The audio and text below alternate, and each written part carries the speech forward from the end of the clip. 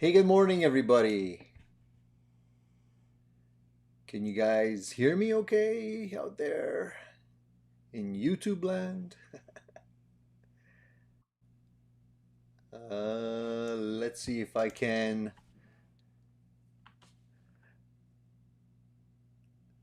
So let me see if I have the volume set up the way it should be here. Give me 1 second, guys. I'll be right with you.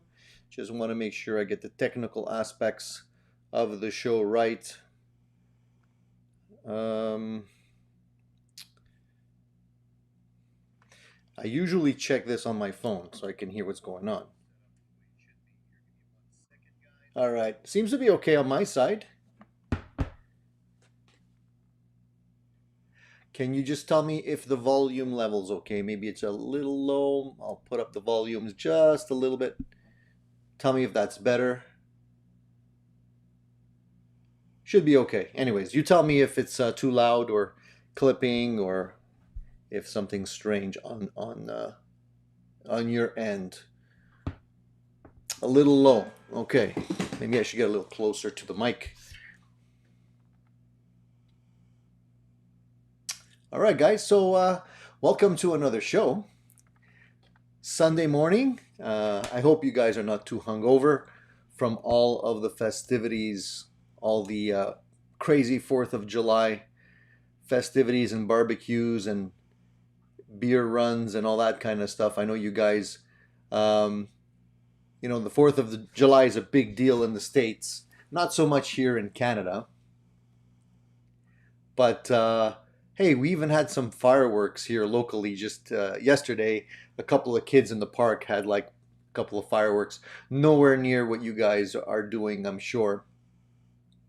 Wondering how things are with all the COVID happening. Like if the festivities are the same this year, if they're a little bit less interesting, if you guys decided to just keep everything low key this year and just celebrate in the backyard.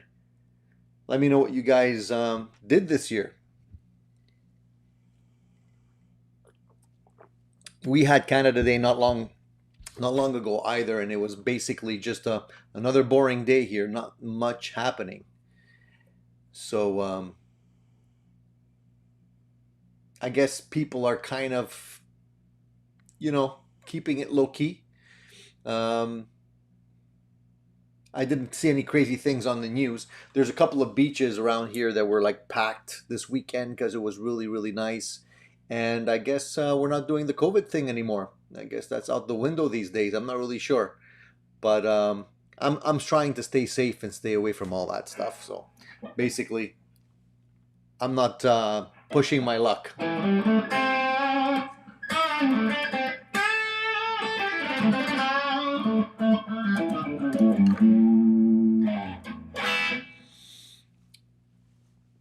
I think is it legal to do fireworks wherever you want there in the States? I know here it isn't, right?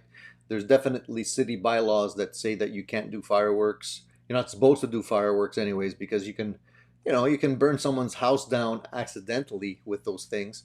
But every once in a while you get some crazy guy that just goes berserk, gets overly excited, and decides to go crazy with the fireworks. There was a guy down my street here that celebrated, I guess, his son's or daughter's birthday, and no joke, the fireworks were like incredible. I don't know how much money he spent on fireworks, but they rivaled fireworks that were done by the city for some events. So and he did it just like in our street at an intersection. I thought for sure the cops were going to come because it was really close to the houses, and definitely was risky in terms of like possible fire, but nothing happened and the cops didn't show up. Surprisingly, I mean, it's not hard to figure out where they're coming from, but I guess they were on a donut run or something and they weren't interested in coming by. So anyway, all good, all good. So I want to say a good morning to everyone that's here today. We got a lot of people joining our show, and I want to say thank you for that. I put up a question of the day And that is, have you found any great deals on gear so far during this whole COVID lockdown? The reason I asked that question is because I figured right now, with people hurting in terms of businesses not getting very walk-in, a lot of walk-in clientele, and possibly having to compete with online sales. If you're a small mom and pop guitar shop, for example, you might not be able to compete with what's going on with Guitar Center and Sweetwater and all these things. And so maybe, because of that, you might be offering customers better deals. And just wondering if you guys have seen any deals in on your end, because honestly, I haven't seen any I haven't seen very many. I figured that there'd be more stuff, but even online, I don't know. Seems pretty status quo to me. Maybe it's still too soon. I don't know. It's odd. So maybe you guys could let me know if you've found anything interesting there. So I want to say a big thank you to everyone that is enduring all of my crazy videos that I put out and joining me for these Sunday events. They're a lot of fun. We're at the live show number 30 right now.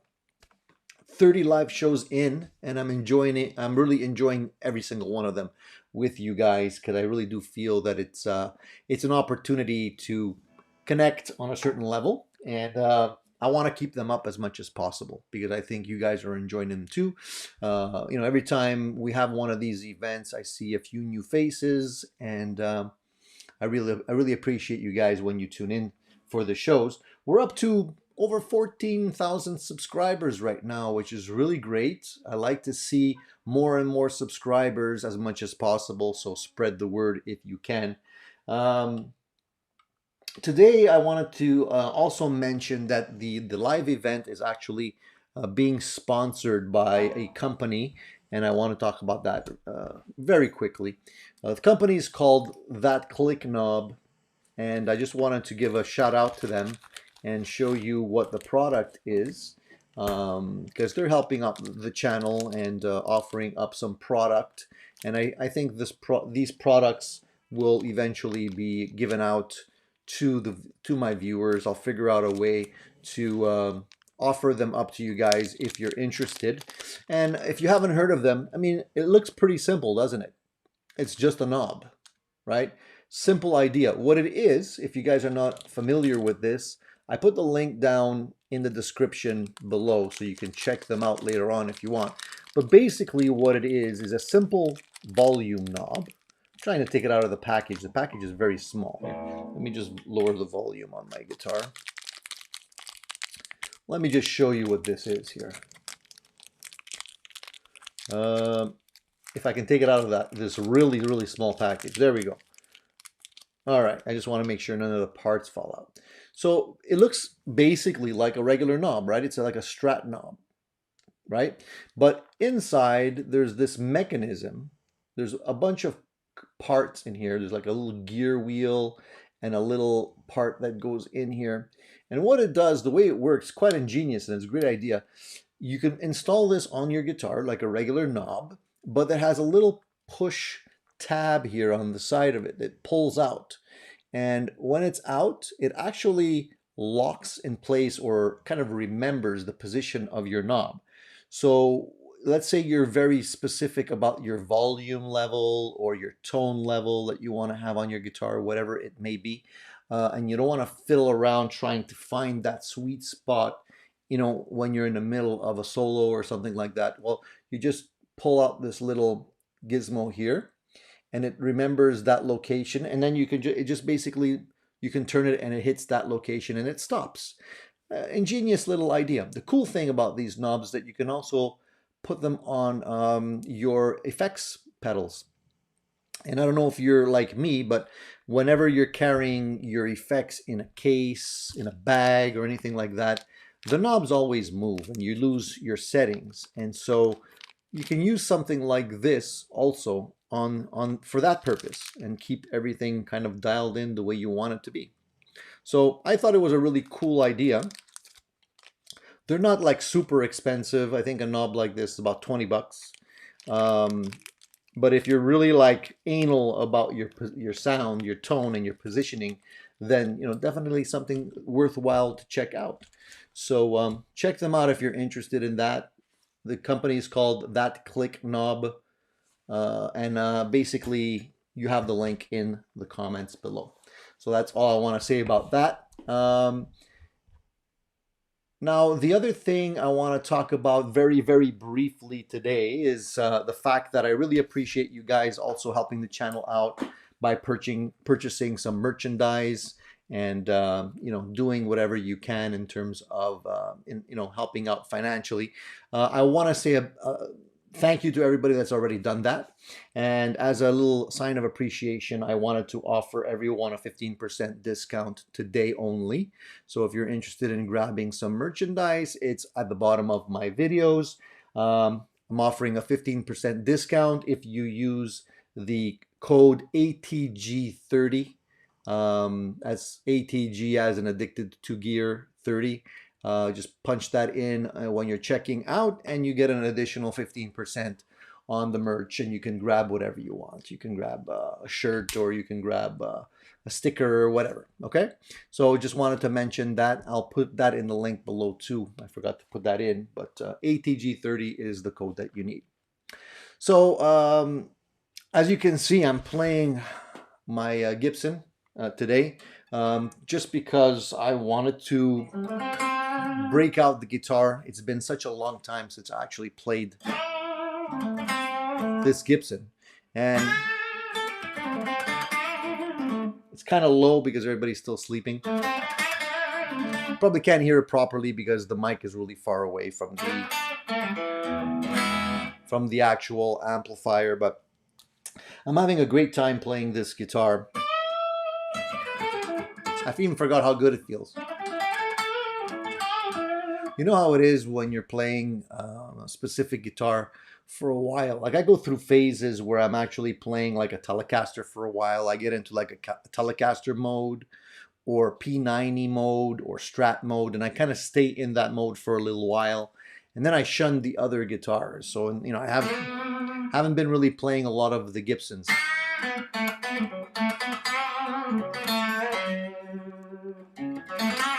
If my volume's really low, it's only on 4.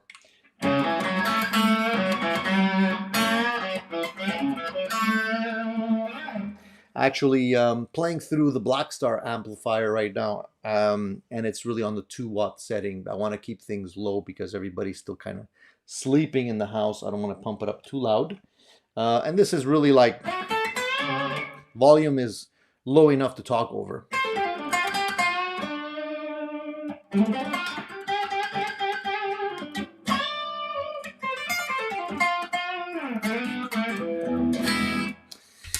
So I'm really enjoying the guitar, and I'm really enjoying the amplifier very, very much. I want to talk about that a little bit later, but just trust me when I tell you that it's great to have a selection of guitars to play so that you don't always get stuck in a rut.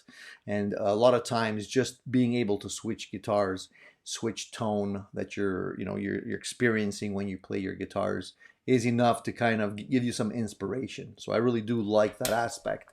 Let's say hi to people that are in the house today. So I want to say hi to Jack. We have Alan. We have Christian. We have Bruce. John is here today. Fat Philosopher's here today. Vox Guitars Rock. Cool Tunes, nice to see you, man. Bud's in the house as well. Bruce, Gospel of Mark, Rich. Oh man, a lot of good people here. Christopher Thomas is here today too. If I missed anybody, I'll say hi along the way for sure. John Black is here also. Cool. I'm glad to see everybody here. So let's see, what was some of the responses to my question of the day so far? Let's go through some of the questions and comments here. You guys were talking about the COVID situation earlier on when I came on to the screen here, and you were talking about pubs reopening and stuff in the UK. Plenty of celebrating, Alan says. But he had a quiet day at home. Yeah, I give you a thumbs up for that. I think, a lot of places are actually opening up a little bit too quick. In Canada, we're doing the same thing. Everybody wants to get back to work, and we wanted the economy to start picking up again. But honestly, I think the government is like pushing things a little bit too quick.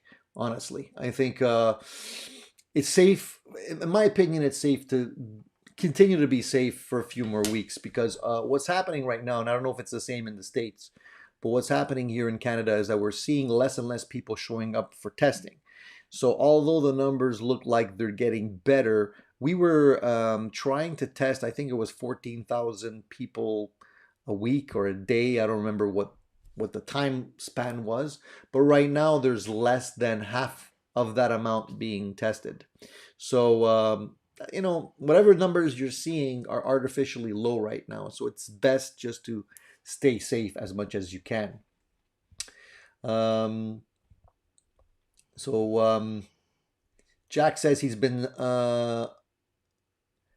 I've opened all the pubs around here, but still haven't played anywhere. I kind of don't want to put myself out there because in Monroe, Louisiana, COVID-19 is bad. And a lot of places in the States, the people that I know that live in the States have said to me that, yeah, there's a lot of hot zones in terms of COVID. So definitely, guys, stay safe as much as you can. Just Um, Alan says a lot of it has to do with people not social distancing and not wearing a mask. They do not do that here. They will not wear a mask. And that's crazy to me just because you need to do it, man. It's not just for you. I mean, I know that look, there's two things. There's two things you got to remember about masks. One, it's not going to stop you from catching COVID. You can still catch COVID. So a lot of people have the false sense of security. They put on a mask and then they do crazy things like, get close to people and all that kind of stuff. The mask is just basically to lower the chances of you catching something. It's not going to protect you 100%, okay? So you still have to take precautions, but it's also a question of like, just being thoughtful towards someone else. The other day, I was in line, I was at a store, I was picking up some groceries, and the woman behind me was like coughing, and she had a mask on, but it didn't make me feel much better. Nowadays, whenever you hear somebody coughing, you kind of automatically go into defense mode. I stepped away a little bit more, I got a little bit further. It probably was nothing, but we're overly sensitive to this stuff nowadays, I think, right? So, um, I don't want to talk about COVID too much because it's kind of depressing, but I hear what you guys are saying, and I appreciate those of you that are still taking precautions. Fat Philosopher says, "Can we see and hear your pretty mug? Here it is. Here's my mug. Here's my other mug. I don't know which mug you were referring to, but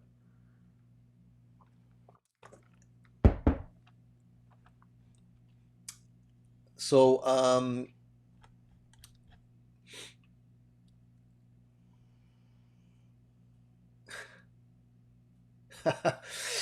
Fat philosopher says, "Open up the businesses. Who cares if everyone dies as long as I make money?" And that's exactly the idea of what the government here is actually putting forth. They're kind of like saying, to heck with it. Everybody, protect your own ass kind of thing, and good luck. So let's talk about gear, guys. Let's talk about gear because this COVID stuff is depressing. Um, but I did want to ask the question if you guys have actually got any kind of deal. So I'm gonna scan through the comments in a couple of seconds here and see if anybody is has picked up something interesting there. The Gospel of Mark says that he is putting the Portertrons an all new wiring harness and a PRS single cut and he's psyched about that. Definitely fun when you have some new toys to play with, I think. So the Portertrons, I guess those are the Porter pickups. So I don't know if I influenced you or if you already knew about Porter pickups before I actually reviewed them on my channel, but yeah, they make some great pickups, and I think you're gonna like the sound of the Porter pickups. So what enticed you to make that upgrade? You didn't like the stock PRS pickups that were in there originally? And is that a an American PRS, or is that an SE model?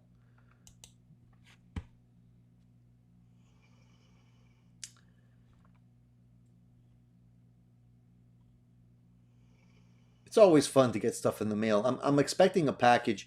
I actually got a notification. I don't know if you guys get this in the States. I got a notification on my phone from DHL, right? Because I'm expecting a package to come in.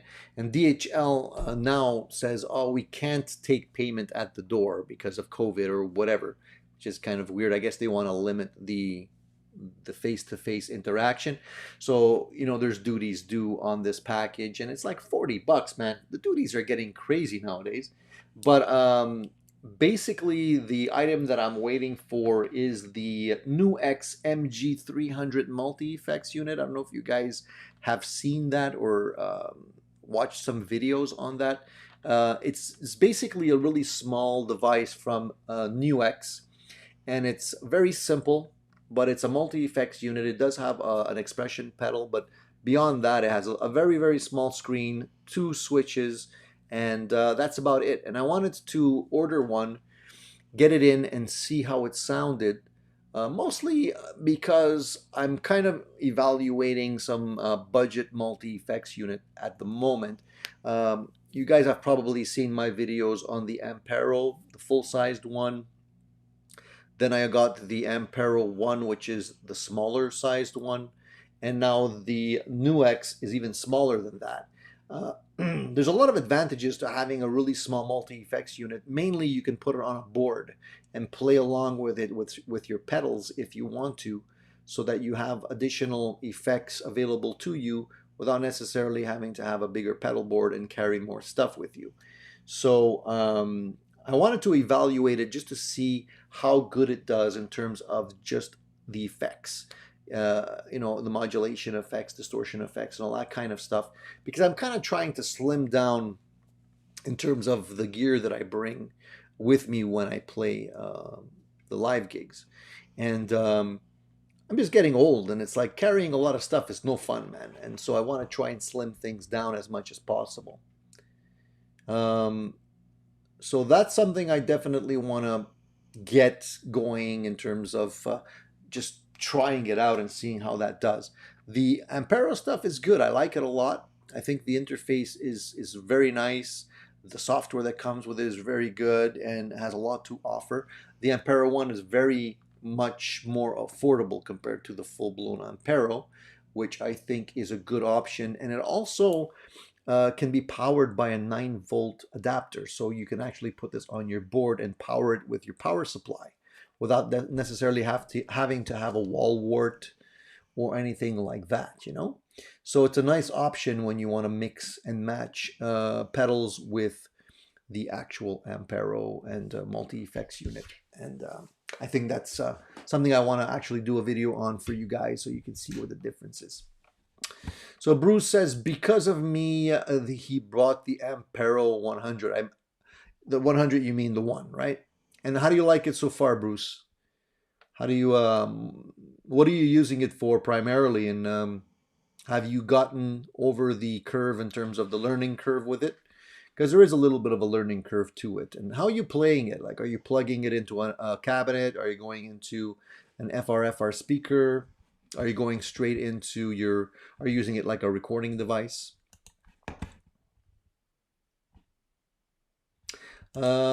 I haven't, the MD200 pedal, I haven't actually tried. So I can't really comment on that. Unfortunately, I can't buy everything, so I'm a little selective in what I buy, but I haven't had an opportunity to try that. But if I do, I'll definitely let you know. Maybe others have tried that one.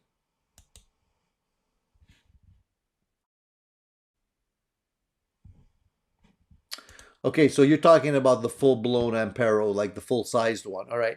So that one is definitely, for me, it's a keeper. I think it is. I'm trying to, I'm thinking about making a video comparing the two and just seeing, like, which one is actually the better deal. Because then there's a lot of features that are included in the full-blown Ampero that are not necessarily deal breakers if you don't have them, because sometimes you don't actually need them. So sometimes just going with the lower cost alternative is actually a better deal depending on what you're using it for. Christian says, I'm a 3-pedal guy. I'm more than a 3-pedal guy. I'm usually an 8-pedal guy. That's just because that's the maximum number of power outs that I have from my power supply. If I had more, I probably would put more pedals on my board as well. But the funny thing is, even with 8 pedals, like currently, what do I have on my pedal board? I can tell you, it's back here. What do I have? I have a booster pedal that usually an EP booster that's usually always on my pedal board for solos and whatnot. I have an EQ 5-band EQ pedal because I like to be able to sculpt the sound whenever I'm in a live situation. Right now I have a tuner, so it's a TC Electronic Polytune, great tuner. I think I like it with the actual. It's a buffered one, so it actually helps me buffer the rest of the pedals. I'm currently evaluating, and it's not usually on my pedal board, but I have a looper pedal on the board currently, and that's the NUX JTC looper, the big one. And I got to do a review on that. I have it kind of queued up to be published soon on YouTube. You guys could watch that if you want. I've tried many looper pedals in the past, mainly the small one. I had the Ditto looper. I had I had an Amoon looper, really small one. That one was good too, but this one's interesting. It's big though, and it has 2 switches, so you can actually not only have the looping functionality with it, but you also have the ability to have rhythm sounds. So you have drum sounds that you can play with, and you have the ability to tap the actual tempo, and the two switches actually make it easier to use. I wish it was smaller though, because it does take a lot of room on the pedal board. It's a pretty big pedal, but I really enjoy playing these looper pedals because I do feel that they inspire you, and sometimes you have some happy accidents where you're just playing and maybe you don't punch in the loop at the right time, and it actually gives you this kind of maybe a nice swing effect, and kind of leads your creativity in a different direction that you weren't actually expecting to go into. And I do find that it's very inspiring, and with the rhythm feature as well, you can definitely get some great ideas. And I've been doing a lot more of that lately. I've been working on some original ideas and some music to be able to bring to the band, and that we can actually work on together. So it's a great tool for that.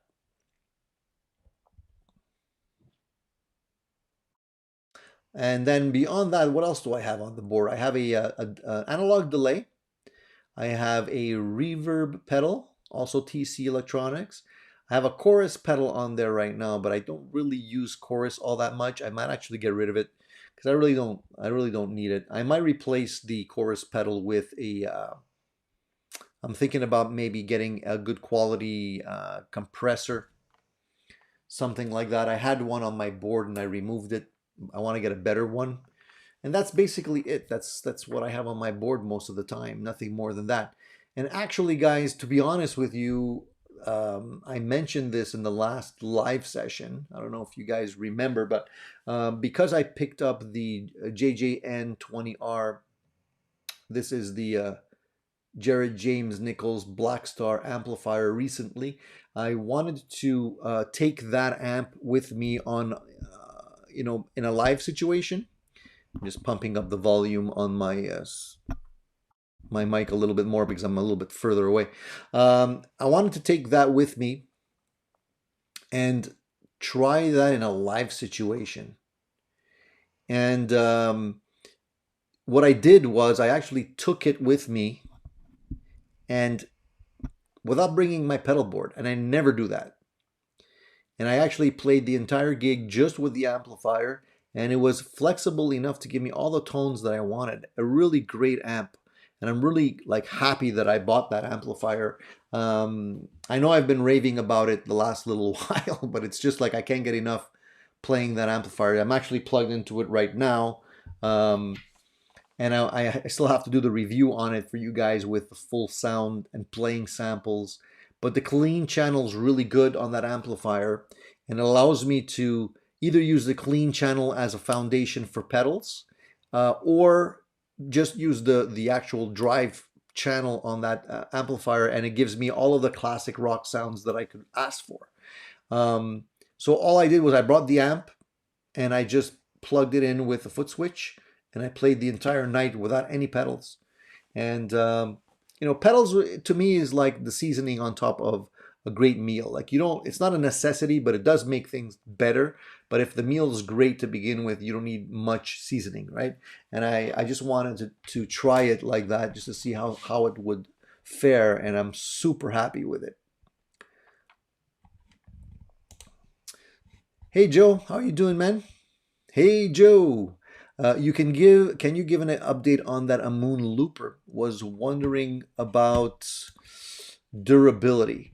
So to me, it didn't. I didn't have any problems with it. I don't know why I sold it. I think I sold it because I got the new X, which is bigger and has more functionality to it. But to be honest with you, if I had to choose between the Amoon and let's say the TC Electronic Ditto looper, I maybe would settle with the Amoon because it's less expensive and does pretty much the same thing and is smaller.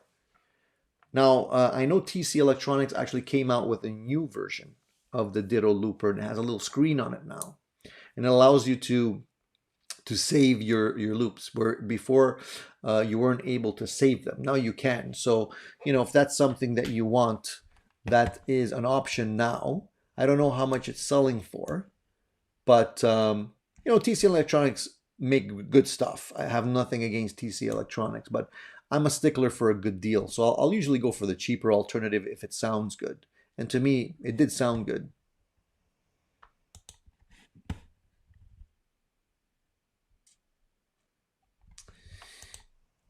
Always great when musicians love their gear. I mean, that's what the big challenge is all about when it comes to musicians, right? We're always looking for nirvana, right? We always want the sound that we hear in our head. We want to be happy when we play the instruments and be able to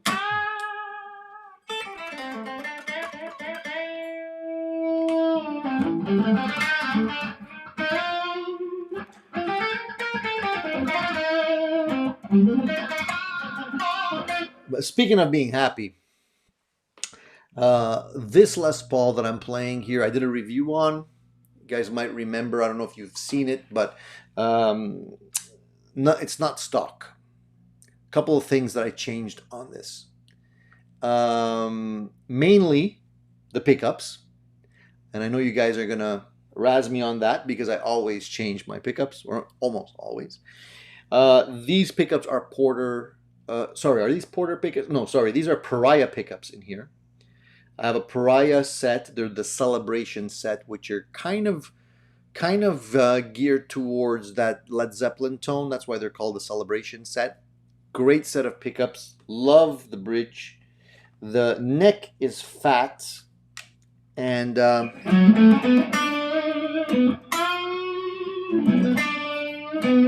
that's the neck. This is the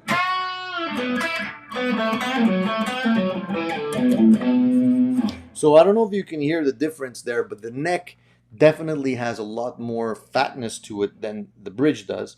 And not that it sounds bad or anything, but I always like to have a neck pickup that has a little bit more treble to it, because I like kind of the classic PAF sounds, and I find that, you know, too much bass sometimes becomes too muddy depending on how you're using it.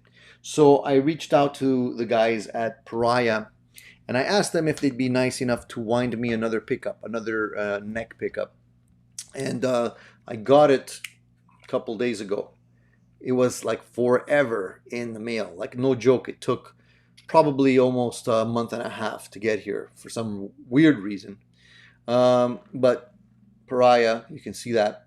So this is a neck pickup. I'm going to replace this one and see if I can, which one I prefer. The original one, or one with a little bit more treble. This one was wound to be a little bit more bright, and I'm hoping I'm going to like it. So the pickups are going in this guitar, and as I mentioned, the guitar is not original. The other thing I actually changed on this guitar also was the harness. So the wiring harness in the back, you can't see it, but it's in there. I actually swapped out the traditional Les Paul harness, and I put in an obsidian wire solderless harness in here. I have a review on that too, so if you're interested, you can check that out. And I'm super, super happy that I did that, because honestly, it's made my life so much easier. I can't stand the harnesses in the Gibson Les Pauls that they put in these days. I don't know if they've changed that, but if they haven't, they should, because these pickups, to me, sound a lot better than the original pickups that came with the guitar. And I often swap out the pickups just because I like to experiment. And now that I'm going to be swapping this one out with the obsidian wire harness in here, I don't have to do any soldering. Honestly, I can swap and I can put that pickup in here in just a matter of minutes and not worry about overheating the pots, damaging any of the wiring with my soldering iron. Sometimes there's a lot of wires in there and you're trying to solder properly and you burn a wire or something. So that all goes away with the obsidian wire kit. It's a great kit.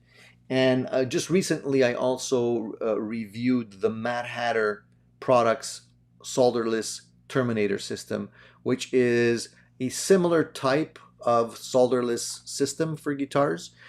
It's not exactly the same as the obsidian wire one because it doesn't come on a board. It's actually individual tone knobs that have little connectors to them, and I did a review on that. You can check it out, but it's still a great option if you really don't want to mess around soldering inside your guitar. So I'm kind of like itching to put this pickup in here and see what it sounds like, and I hope I'm gonna like it more. We'll see. But I understand the pleasure you're getting out of upgrading your pickups. So Vox Guitars Rock says, my Les Paul has the infamous circuit board wiring. That was what I had in here. And yeah, it's a real pain. I don't know why they're still doing that. At least if they want to stick with that particular type of design, they should make it so it's a lot easier to just put in any kind of pickup. What Gibson does is they have to have a certain terminator, like a little clip that you need to have to be able to connect to these types of boards, and their pickups normally come with them. But if you're putting in any kind of aftermarket pickup in there, you often have issues with that because they're not compatible. So you have to do some surgery to make it work, and it really kind of doesn't make sense at that point. Bruce says, I think we all spend too much time tinkering, which we should spend playing and practicing. 100% agree with you, Bruce. I actually have been spending more time practicing. That's why I haven't been publishing too many videos recently, because I've been spending more time playing than actually creating videos for you guys, which maybe is not a good thing. I need to still keep up the videos. Guitar Fetish has solderless wiring harnesses. They do. I don't know if they're any good or not. I haven't tried them yet. They're different though. They're interesting because they use a kind of like a kind of almost like a phono jack. You know, like the little jack you would put into your phone when you're plugging in headphones.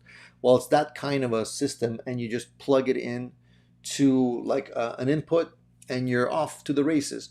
The thing is, it's not a very common type of connector, so unless you're buying their pickups, you're probably still going to have issues. I haven't tried it though. I'm curious. Maybe one day I will. Um, Christian says, sounds great. Thanks, man. Honestly, the sound setup is not great here, so you're probably not hearing it. I mean, it's very compressed and whatnot. So trust me, it sounds better in person. How long did you have the Les Paul before swapping out the pickups? I had the this Les Paul, I'm gonna say a couple months before I actually swapped them out. The person I bought the pickup, the guitar from originally had the equivalent of a high gain pickup in the bridge position. I forget what it's called, but it was like custom wound, and it was like super high gain. Didn't have a cover on it, was different looking than this. You might be able to see it in one of my videos where I'm playing with the band and we're playing a cover of All Right Now, I think it was. No, Doctor, from Robert Palmer. And I think I still have the original pickup in that video. And with the type of pickup that has the big, bulky Allen screws instead of the regular screws here. I don't know if you guys know what I'm talking about. Anyways, I couldn't wait to get rid of that pickup. Definitely not my style.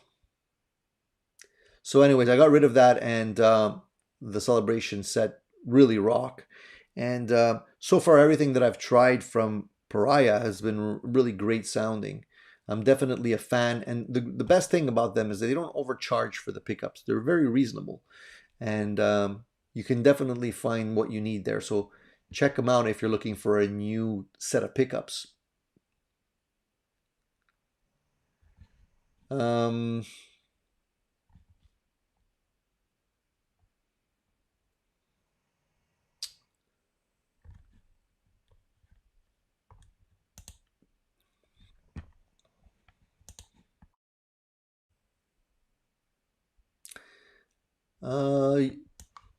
I remember you doing an Iron Gear pickup review a while back. Have you tried any more?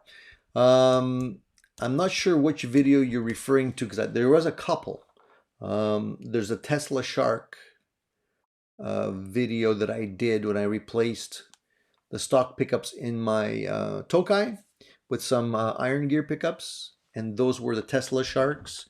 So you might be referring to that one. I did order some more. I believe I ordered, was it the Rolling Mills? I think it was the Rolling Mills that I ordered, and I put that in another guitar, and they sound good too. The thing with Iron Gear pickups is that unless you're living in the UK, they're not that much of a great deal, because you still have to pay the VAT taxes, shipping, handling, all that kind of stuff, and the exchange. So at the end of the day, you're not really getting that much of a great deal. If you're in the UK, however, it's a great deal because they're really inexpensive.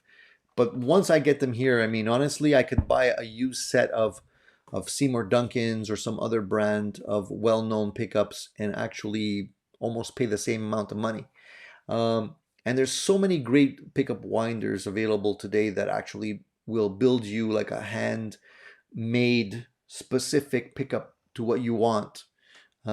For almost the same amount of money. So, I would say if I had to choose pickups today, I'd probably go, Pariah pickups first. Porter makes great pickups as well. They're, to me, almost like neck and neck in terms of great pickups. Sanford Magnetics make good pickups. They're here in Canada. Definitely Monty's guitars in the UK makes fantastic humbuckers as well.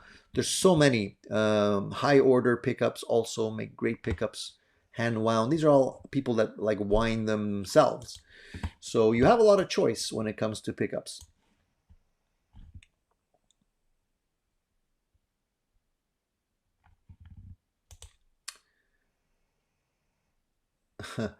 Bruce Allen says collectors of high-end guitars want them mint and unplayed. If it's really high-end, yeah, probably that's probably true. Nobody wants to spend a lot of money on a guitar and have like a nick in it, you know?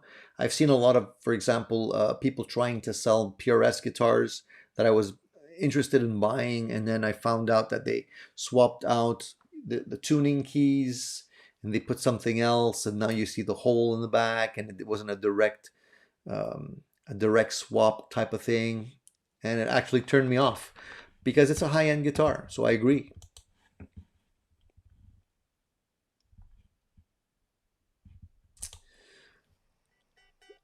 I'd, I'd rather watch two good videos than 10 that are fluff. Tony doesn't do fluff. I try not to do fluff. Um, if I eventually have to do fluff, I'm gonna be very sad because then I'm basically selling out. The whole idea of my channel was just to share the things that I discover along the way that are either good products, so-so products, or garbage products, but all in the name of playing and tone and gear. So I'm trying not to go the way of a lot of YouTubers that are just basically getting a lot of stuff for free and saying it's all wonderful. That's what happens, unfortunately.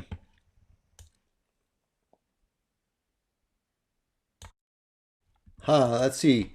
Suggestions for the best Telecaster pickup for vintage Tully tones on a budget, of course.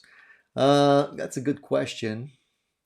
Well, I always get a little bit shook when somebody says, "What's the best of anything?" Because really, tone is subjective. So I don't know. You're looking for a vintage Tully tone, man. Again, there's a lot of great pickups out there. Maybe the Fat 50s, twisted, or there's a Fat 50s and the twisted Tullys that are a pretty nice combination that I've had the pleasure of trying. But then you can also get some really good sounding pickups right from like a made in Mexico type pickup, like shit, I don't remember the what I have, but I have a set in my red Telecaster, and that one sounds great, and it's nothing special. It was just like a stock pickups. I forget what they were. I don't know if they were a set of Tone Rider pickups, maybe. I gotta look back in my videos. I swap so many pickups that I sometimes don't remember what is currently in my guitar at the moment. But the Twisted Tully and the Fat 50s seem to be a good combination. Maybe other people might have some other suggestions for you.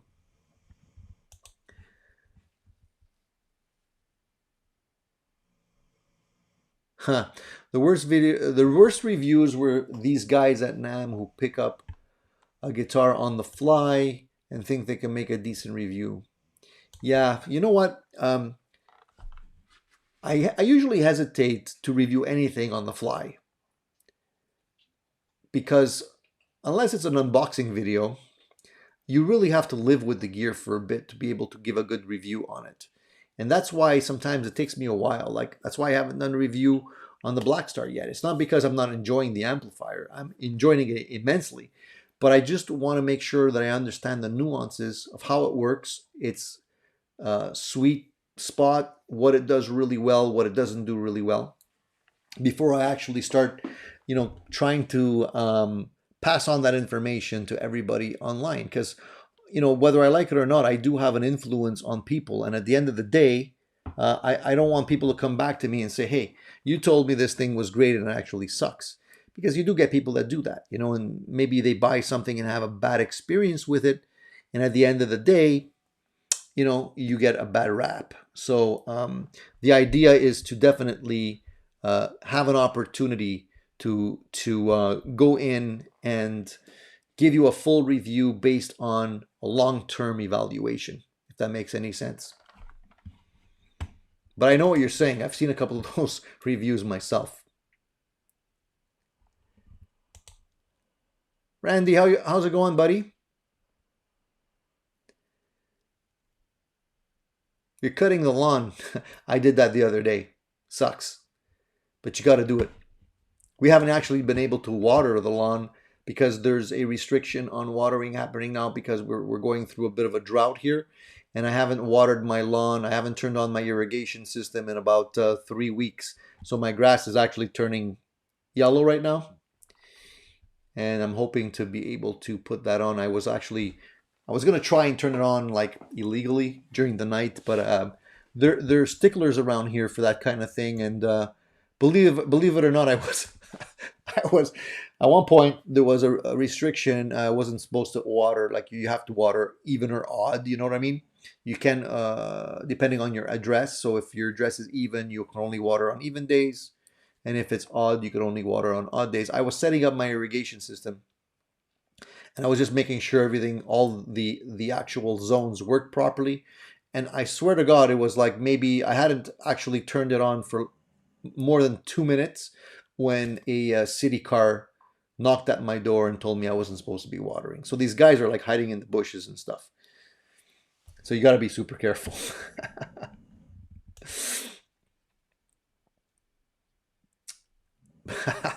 Bruce says, lived with my wife for 32 years and still couldn't do a proper review. You guys crack me up, man. Quicksilver. Mine Made in Mexico player will be up for sale soon. Alnico 5. I've opted for the Marzio Twang King and Chopper T. Check the Stratosphere parts just in case. Interesting. So why are you getting rid of it? Are you upgrading, or you got something better? Something that you want to buy instead, or you're just liquidating because you need the cash?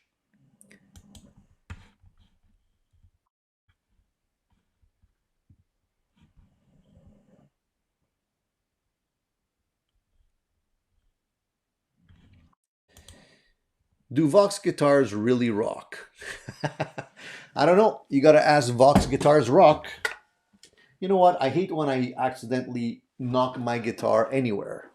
Things are tight here. I think I'm going to just switch.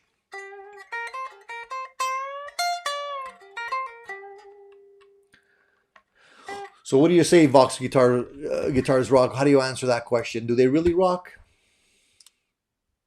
That's one amplifier. Actually, I've never actually owned a Vox amp. I've played through them, but I haven't actually ever purchased one. I came really, really close to getting one at one point, and I got like there was a guy selling one locally for a really good deal. I called him. I'm like, I'm on my way. And he's like, well, there's another guy that's coming to get it. He wants to buy it, and he said he's gonna come later today. And I'm like, dude, I got cash in my hand, you know. And so the guy's like, sure, no problem. If you can come now, it's yours. So I rushed over there as quickly as I can. It was on the other side of town. I'm at his apartment building. I'm ringing the doorbell. He's not coming to the door. Finally comes to the door, comes to the balcony actually. And he's like, sorry, dude. And at that moment, the door opens and I see a guy walking out with the amplifier with a big grin on his face. So I'm like, yeah, damn it. This close. I could have had one. I'm sure eventually I'll probably get one because I don't have one. I'm more of a Marshall type guy than I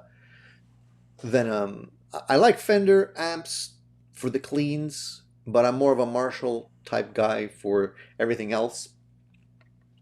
But Vox amps really do have a really nice clean chime to them, which eventually I might want to experiment with. So we'll see.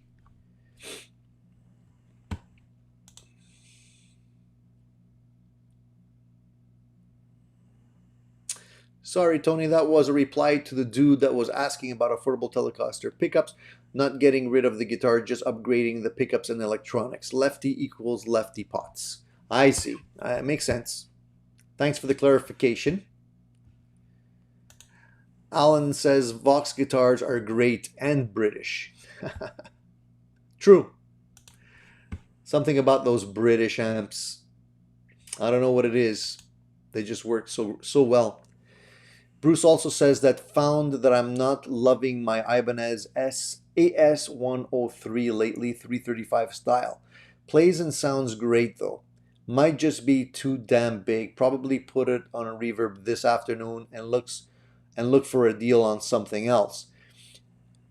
I mean, you're talking about. I understand when you say it's probably big. Like the 335 that I have also, I have two different ones that are similar. They are kind of large, and it is a different feel depending on what type of guitar you're used to playing. But give it a little bit more time, man. You might regret it because it really, if you're coming from a small size guitar to a 335, definitely has a different feel to it.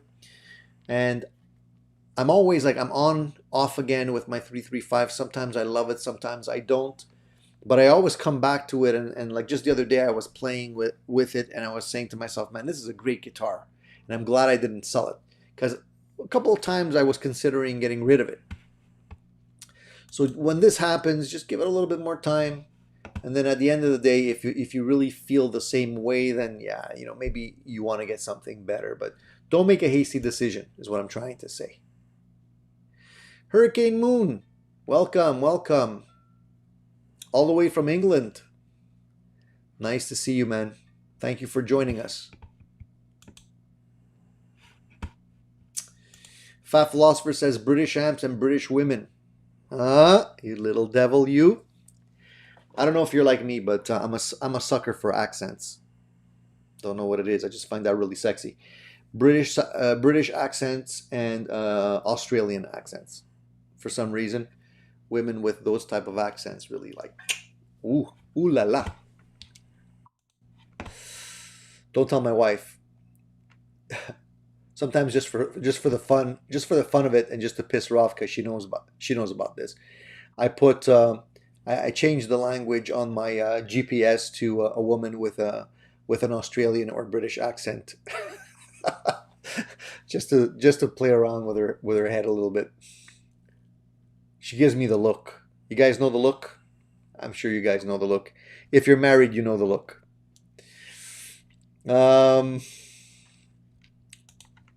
My first amp was a Vox Super Twin. Also had an AC30 later on. So, Bruce, do you still have them? That's the $1 million question. Or have you gotten rid of them? Because that says a lot. If you hung on to it, then you're a fan. I at one point I was looking at the third power amps. They have a couple of amplifiers that do. It's like a Swiss Army knife type of thing, where they had an amp that would do both like the Vox thing and the British like Marshall thing. And I thought to myself, wow, this is like the amp, right? It can do both. But the thing with any kind of amplifier that does a lot of stuff, what I've learned through experience is usually it doesn't do anything really well. It does a lot of things so-so. And Third Power was getting a lot of traction. They seem to be a great company coming out with some really great ideas. The thing where I feel it might be their downfall is that they were coming out with too many types of amplifiers too quick, and they were changing not only direction in terms of what they were creating, but also the look constantly. So every time they would come out with a new amp, it would look different. And I think people are turned off by that. I think, at least I am. Like if I'm buying an amp, I want it to kind of like be consistent. And you know, if every time you release something, it's totally different, I think people get confused. Original AC30s are collector's items and sell for crazy prices. I agree. I think the new stuff is being made in China, however. So that's a little bit of a turn off for a lot of people, I think. I could be wrong. Best amp I ever owned and stupidly sold was the Trainer 30-watt combo from the 60s. Yeah, those are Canadian, if I'm not mistaken. Canadian. A lot of people don't know about the Trainer amps. They definitely sounded good, and a lot of people were using those back in the day. I don't think the new ones are nearly as good, however.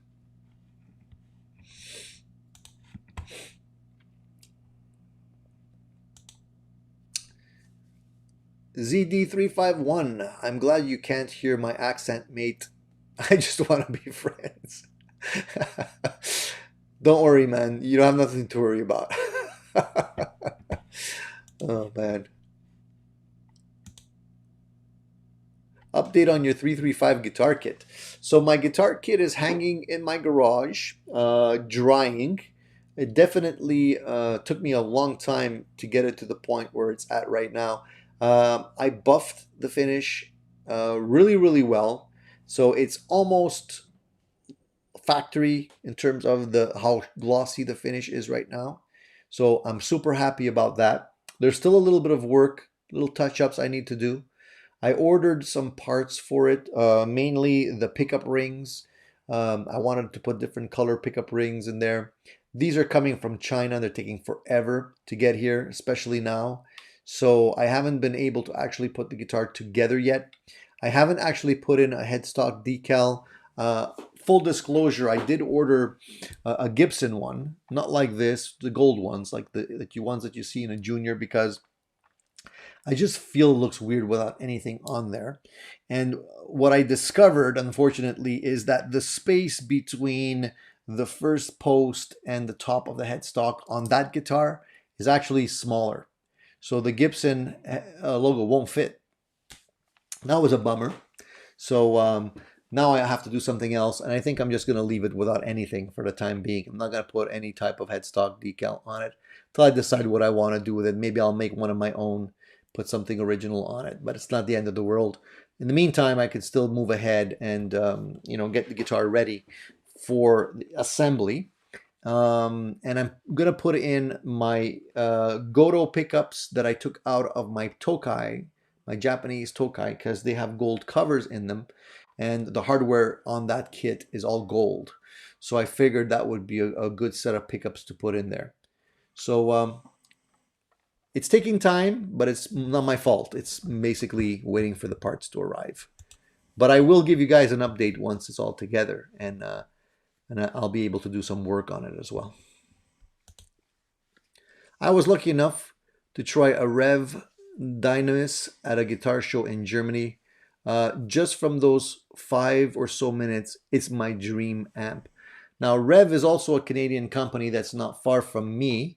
They do have some great amps. I haven't had the pleasure of playing one. I'd love to be able to review some of their stuff. I have reviewed a pedal from them, and it's on one of my recent videos. It's an overdrive pedal as well. So they make some great overdrive pedals that are kind of taken from the drive channels on their specific amps. So if you like that sound, you might want to try the actual pedal first. Maybe save yourself a ton of money. If it plays well with the current amp you already have, you might get super close to what you want to have there. Addicted to Gear logo on the headstock. People keep telling me that. The reason why I don't want to do that is because the logo is red and the guitar is red. So it would actually not really show up really well. And I don't want to actually change the color of the logo or anything like that. So I'm thinking not for the time being. It has to be visible. We'll see. Maybe I'll figure something else out. And also the logo has to be really small because it's got to fit in between this, right? So it's going to be tiny. I don't know if it's going to look good. It might just look like a dot.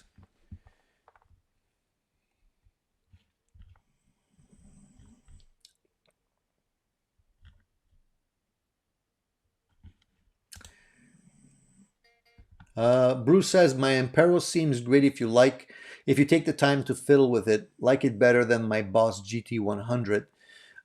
That's the thing about all these multi-effects units, is that you really do have to spend time fiddling with it. And it really is a rabbit hole to a certain degree. I know I'm really, I got OCD about getting the right sounds. And whenever I start playing with a multi-effects unit, I spend hours and hours and hours trying to get that perfect sound. And then, you bring it in a live situation and it doesn't really sound the same way. And it drives you a little bit crazy to a certain degree. So you have to be, if you're that type of person, you might just limit yourself to pedals.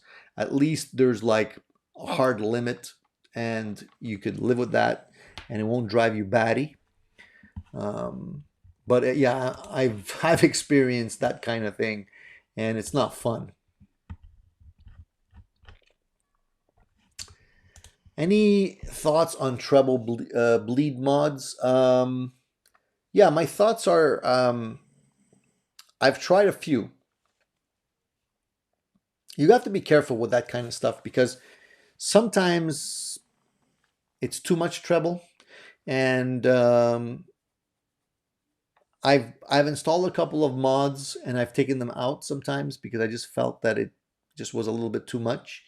There's other ways of sculpting the sound too, right? I mean, you can also use an EQ pedal on your board if you like to, but for a lot of people, it is something that they like, and you know, if you're playing at a very low volume, a treble bleed is kind of nice to have because it doesn't, things don't become muddy. Um, but for me, sometimes I like to keep it simple. So I've tried a few. I like them, but I don't go crazy or out of my way to install them on all of my guitars. Unless there's like a major problem and I really feel that a particular guitar sounds a lot more muddy than it should when I roll down the volume. If I put your face on my headstock, Fat Philosopher, then I'm going to have to pay you royalties. Then my people are going to have to call your people. We're going to have to make an agreement. You know, it's a big mess. Otherwise, I do it.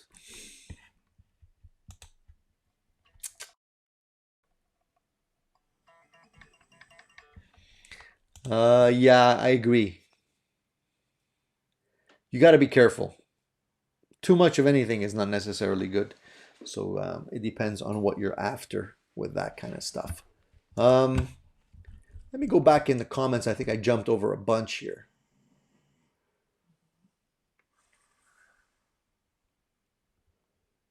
Um, is it just me, or has Fender been bringing out new and deleting older amp models a lot lately? Solid state, I mean. Yeah, they are on a little bit of a solid state rampage right now, and not that I'm against solid state amps. I think some of them are great.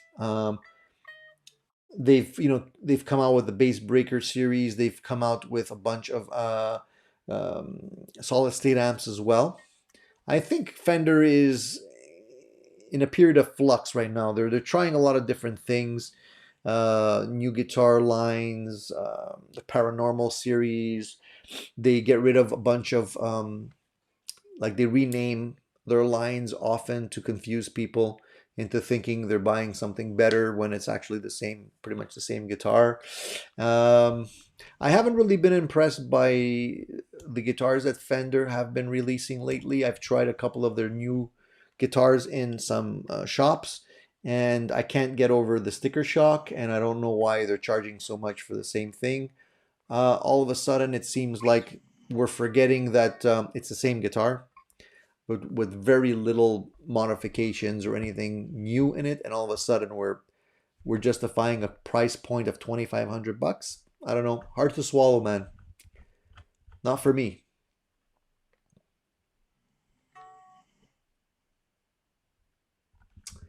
Uh, Bruce says in the early 70s, my main gig setup was 100-watt Plexi, 1960A, 1960B cabs.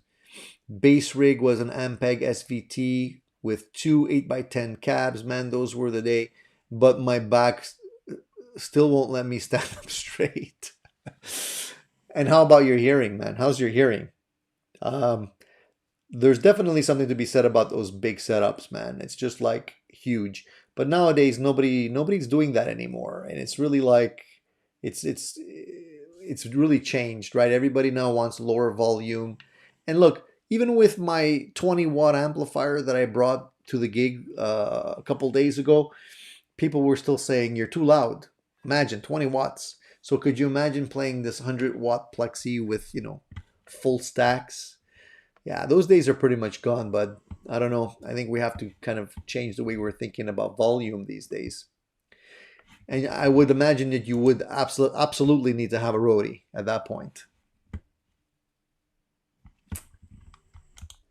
Hey Tim, welcome buddy. How you doing, man? Thank you for jumping in.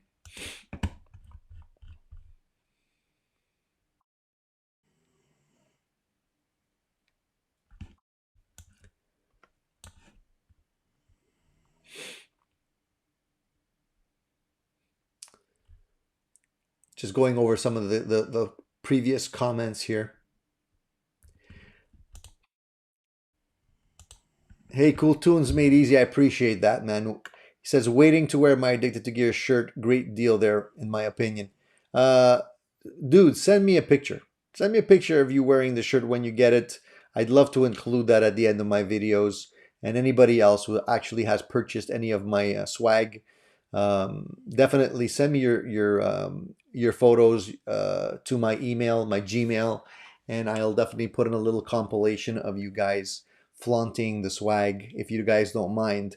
Um, and as I mentioned earlier on, if you guys are just tuning in, you can get a 15% discount on any of the swag in my at the bottom of my videos just today.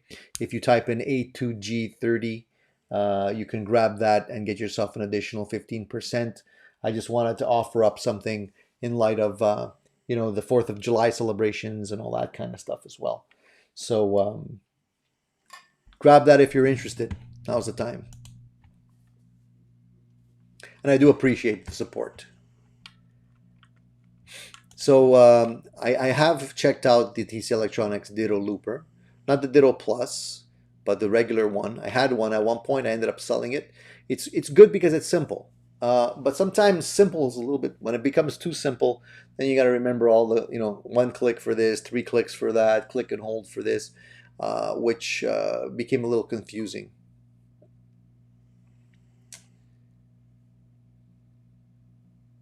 But I liked it while I had it. But like I mentioned earlier, I'm evaluating the JTC from NuX right now, which is a little bit of a bigger unit, and it has some really nice features, and I'm going to go over that with you guys very shortly. So stay tuned for that video.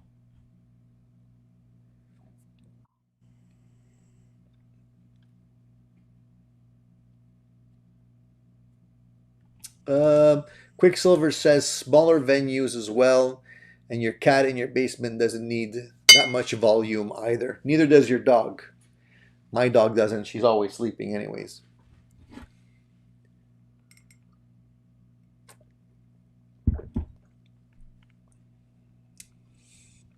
Bud says coolest logo on YouTube. Thanks, man. I appreciate that. Uh, I got to get myself some swag too. It's funny that the old saying says that the shoemaker always walks with broken shoes because he's so busy fixing everybody else's, and it's the same here. I had a cup, I broke it. I got to order another one, and I had a T-shirt with my logo on it, and my kids swiped my T-shirts, so I don't know where it ended up. I got to order another one. So you know how it is.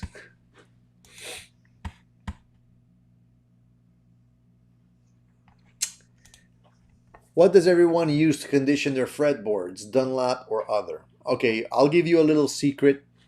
I think I mentioned it last time. I don't remember if you were here. Maybe you weren't in on that video. I'm not really sure. But I'm gonna give you a little tip here. Here's the tip sound. All right, pay attention, everybody.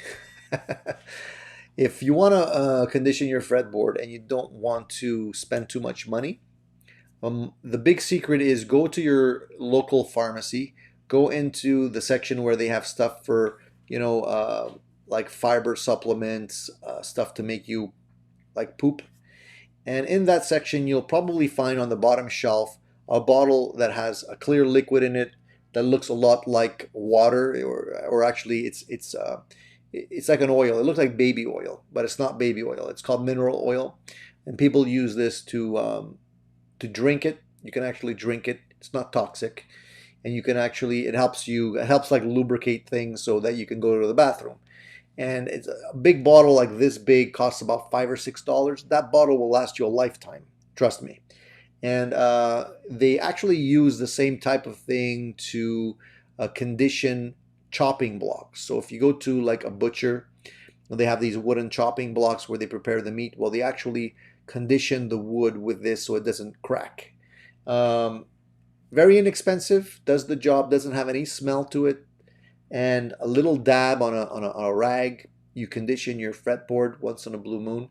You don't have to do this every time. A lot of people make the mistake of conditioning their fretboards every time they change their strings, which to me is probably a little bit too often, because what ends up happening is if you condition your fretboard too often, it actually softens the wood if it penetrates too much, and you can sometimes have issues with your frets popping out.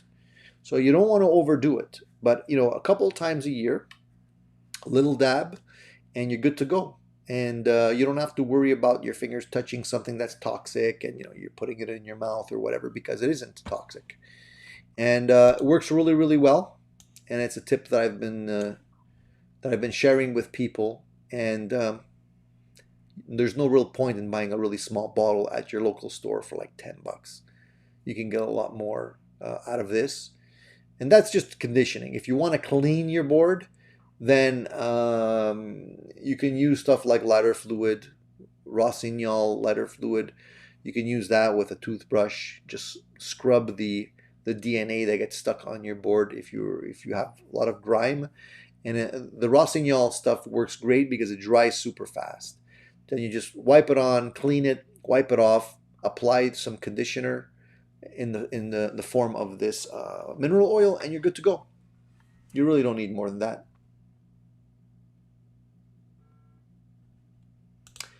Take care, Fat Philosopher. Nice to see you, and thank you for dropping in. It's always a pleasure, dude.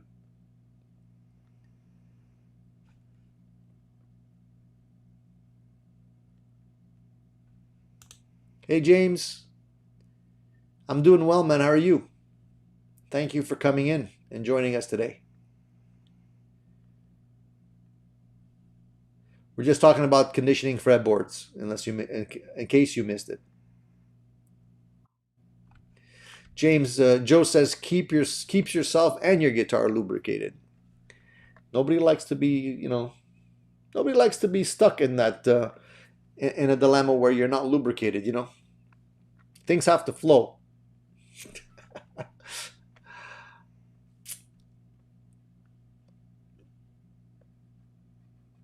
So one of the things I also wanted to talk about is regarding the deals, the question that I asked at the top of the segment. Basically, I asked the question, have you guys been seeing any kind of deals lately? Because I figured maybe with all the social distancing and sort of the lockup, I figured shops would maybe be offering some better deals to their customers to get them out, to make them buy stuff. And let's face it, I mean, people are not traveling, so they're not spending money there. They're stuck at home. So, they're either buying stuff online. I think a lot of people are doing that. Or, barbecuing in their backyard or something like that. But definitely not shopping a whole bunch. So I've been looking for deals. I haven't really found that many. And actually, quite the opposite. If you look at some of the people that are selling stuff online, not necessarily guitar gear, but I've noticed that there's a certain amount of gouging going on. And I think it's just because people think they can get away with it now because, people are not necessarily going out as much, or there's a shortage. Definitely supply chains have been interrupted by this COVID situation, so orders are extremely long. I know that a couple of people were actually complaining regarding Thomann, that the wait time is extremely long right now because they don't make their stuff in Germany. They get it from most of the cheaper stuff they get from overseas. So their supply chain has been interrupted, which means that it now takes a lot longer for you to get that stuff. And I guess a lot of people are fed up of waiting, so they decide just to buy local. And because of that, I think other people are thinking now's a good time for me to dump my gear and maybe make some extra dough. But double-edged sword, some people they don't have the money, man. They haven't been working. So, what's your experience on that? I wish there were more deals, but I haven't actually seen that many, unfortunately. So Alan says that there's no bargains in the UK. Some gear is in short supply. Exactly. That's what I've been seeing too. Shelves are empty, man. There's a lot of stuff that are, a lot of things that you can't really get still today.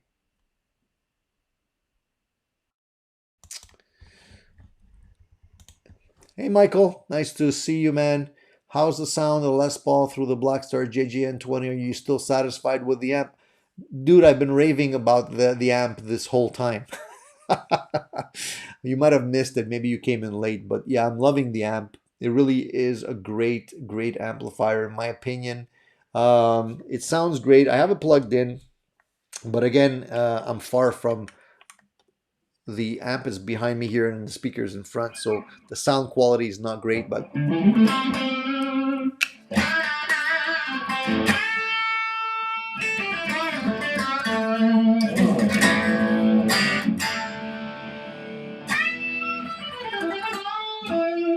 now the amp is on a 2 watt setting because people were still sleeping here. I didn't want to put it really loud, so it's really not even, the volume is extremely low. You can't really get a good representation of the sound, but I've played it in a live situation and it does wonderfully.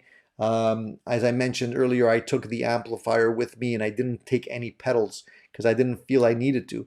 And I was playing the whole night with just the amplifier and the foot switch, and it did a wonderful job. The speaker that they have in there rocks, man. I don't know, it's not necessarily a greenback or anything like that, but it sounds really well, really great. A lot of bottom end to it. You can dial in a lot of bottom end. And even though the cabinet is really small, it projects really well. The only thing you might want to do, because it's so small, is maybe put it up on a stand or something so you can actually, the sound is not going to your knees, it's actually going up towards your face. That's maybe the only thing that I do, but beyond that, I'm loving it. The clean channel is really good.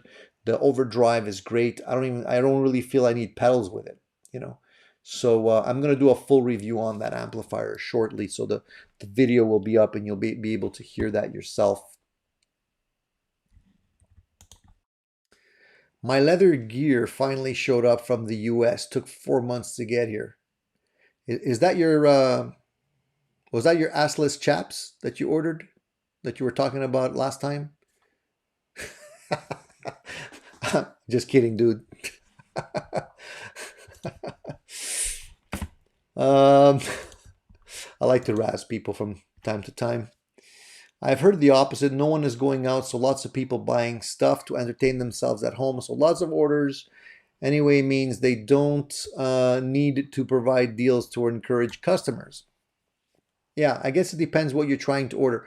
I've been meaning to order, I've been trying to order a video cam because I'm using the camera on my laptop for these events and it sucks. It's not a great camera.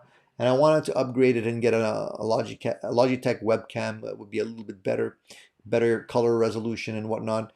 These things are sold out. They've been sold out for the last 5 months. I don't know what the people at Logitech are doing and why they're not like hurrying up and producing video cameras, because everybody seems to need one right now, but they're not. And it's really weird. So I'm still waiting for that, believe it or not.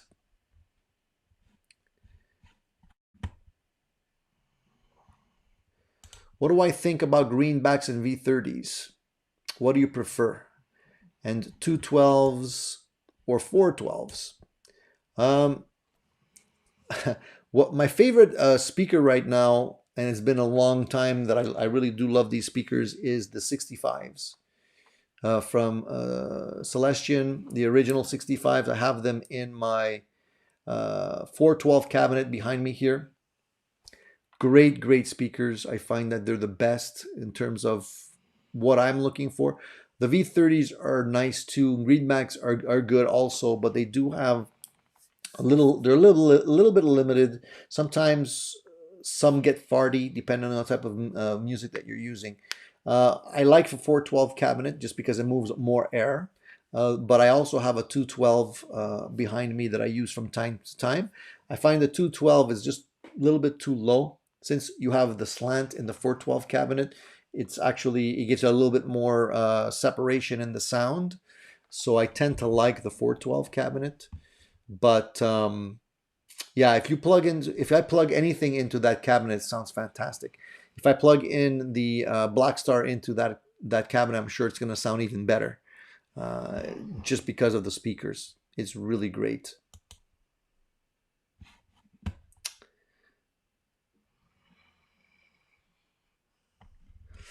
Uh, Brandley Morgan says, care to air one of your gigs in this channel? I did. If you go into my channel and you look for, we played Bad Case of Loving You from Robert Palmer. You'll see it there.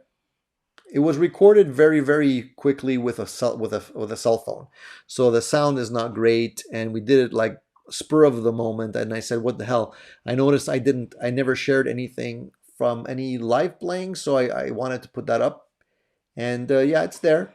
You'll see it. Just look for it.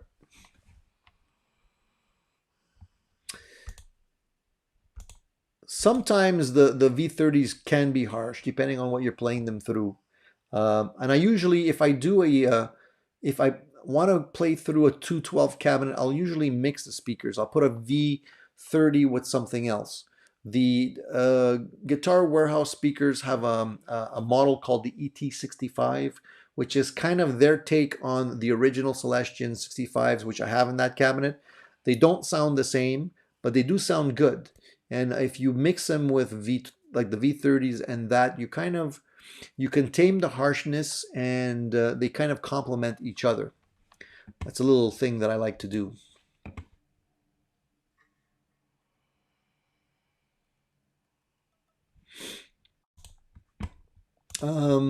What do you think about Steinberger guitar? Would you choose an Ibanez Gem Junior or a Steinberger GT Pro?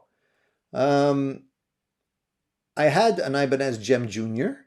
I never actually tried the Steinberger GT Pro. I did, however, play a real Steinberger original when they came out back in the day. They're cool guitars. The thing about the Steinberger, and if we're talking about the same model, I'm not really up to speed on the GT Pro per se. But the thing about the Steinberger is because it doesn't have the headstock at the top and it's all at the bottom here, it takes a little bit of time to get used to that, believe it or not. Just like everything seems to be shorter, and you kind of like, it's a weird feeling until you get used to it. The Ibanez Gem Junior is a good guitar. It's not nearly the same quality as a Gem, so don't be fooled in thinking that you're going to be getting the same quality as a Gem, because you're not. But if you like the look and feel of that guitar, then it's a good guitar to upgrade. You might want to upgrade the speakers on it, the speakers. You might want to upgrade the pickups on it. The hardware is not bad, but definitely not the same level as a real Gem. So you can't expect to get that kind of quality on a guitar that's a couple $100. So, it's just a question of taste. I don't know if I'm not a big fan of Steinberger guitars just because of the looks. I don't necessarily think they play bad or anything like that. It's just a question of looks.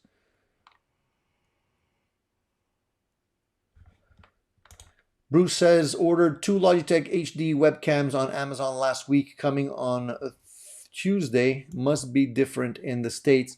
I think, Bruce, it really depends on which one you're ordering. There's a lot of, you can still get some less expensive ones on Amazon. The more expensive ones, people are gouging. They're like over $200 for like a $90 camera. So I'm kind of waiting for things to get back to normal on that. It's not a big rush, but video cameras are hard to get because everyone needed one all of a sudden. Even people who never had an interest previously, all sorts of working from home equipment had a mad spike in demand overnight. Yeah, I'm sure that's what it is. I mean, it makes sense. That's what I figured it is. So, but I'm just waiting for it to come back to normal. It's been 5 months now. What's the holdup? What are these guys doing? I mean, even the hand sanitizer people, like, Purell, you still can't get this stuff no matter where you go. And it's like, it's been 5 months. Like, what's it going to take to start seeing these things on the shelf again? Like, if it was me, I'd have like 24-hour shifts going. Now's the time, right? Hey Wayne, nice to see you, buddy. Love you, Tony. Raz away. Life is too short. Not to. I'm camping, but sitting in my truck because didn't want to miss your great show. Thanks a lot, dude. I really appreciate that. That's a diehard fan right there. Um, Wayne, I appreciate it, man. Where are you camping at? I'd love to be camping. You're gonna be doing any fishing? I'm a big. I like to fish, but a lot of friends don't, so I'm kind of like stuck fishing by myself. I've convinced my son to join me on the odd occasion, but he doesn't like the bugs.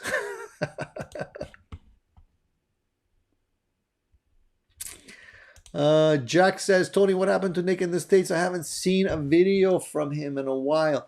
From what I can tell you, Nick's really busy with his own personal things right now. And I'm sure he's going to get back to the video thing, but, he's been, I don't want to talk for him, and if he wants to share that, he can, but I know he's been very busy personally, and so that's why you haven't seen anything from him lately, but I'm sure he'll be back.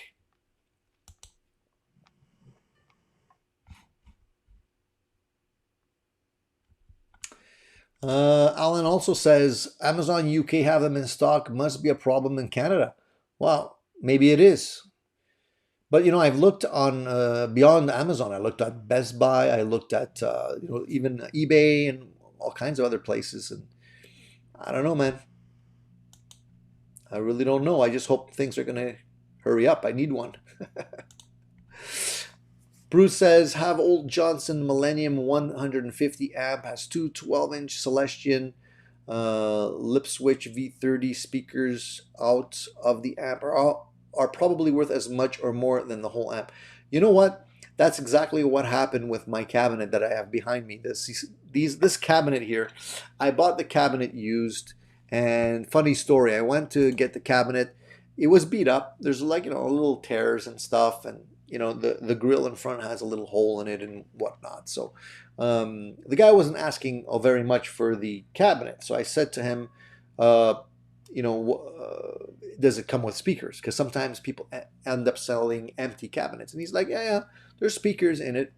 But he didn't know what speakers were in it, right? So I ended up going and the guy must not have known what the T65 speakers were worth, because honestly, just the speakers in that amp, in that cabinet, is worth probably double what I paid for the entire thing. And when I got home and I opened them up, I'm like, holy crap, these are 65s. Nowadays, they're probably selling for about over $200 each speaker. I've seen them for that price, like on eBay and stuff. And that's US, not even Canadian.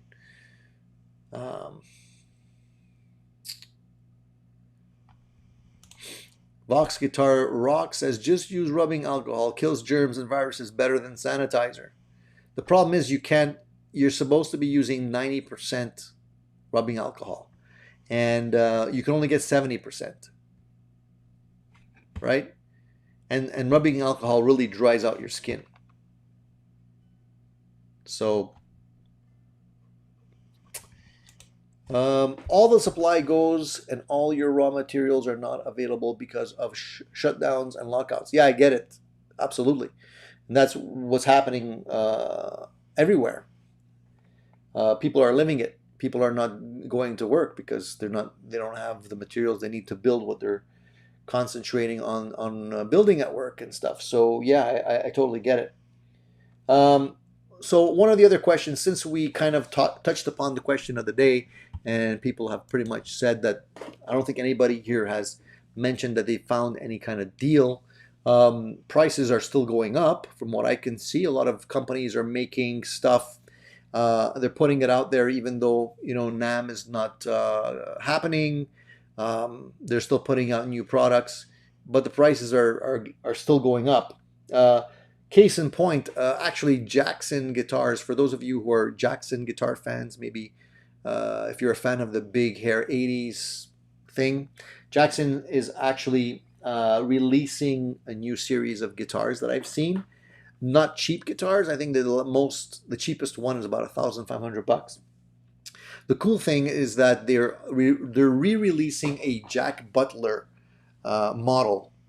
I don't know if you guys know who Jack Butler is, but if you're old enough like me to have had the pleasure, or I don't know if I should say pleasure, but if you had the opportunity to watch Crossroads with Steve Vai, Jack Butler is Steve Vai's character, which happens to be um, the devil. And basically, they're having a duel at one point in the movie, and so it's blues against like Steve Vai, and he's ripping on this guitar. Well, the guitar he's playing in that video in that movie is a Jackson, and so they're re-releasing that model, red guitar with sparkles, maple fretboard, two humbuckers, Floyd Rose, and I believe that one's retailing for about 1,300 bucks US. So it's about what, 1,600 bucks Canadian.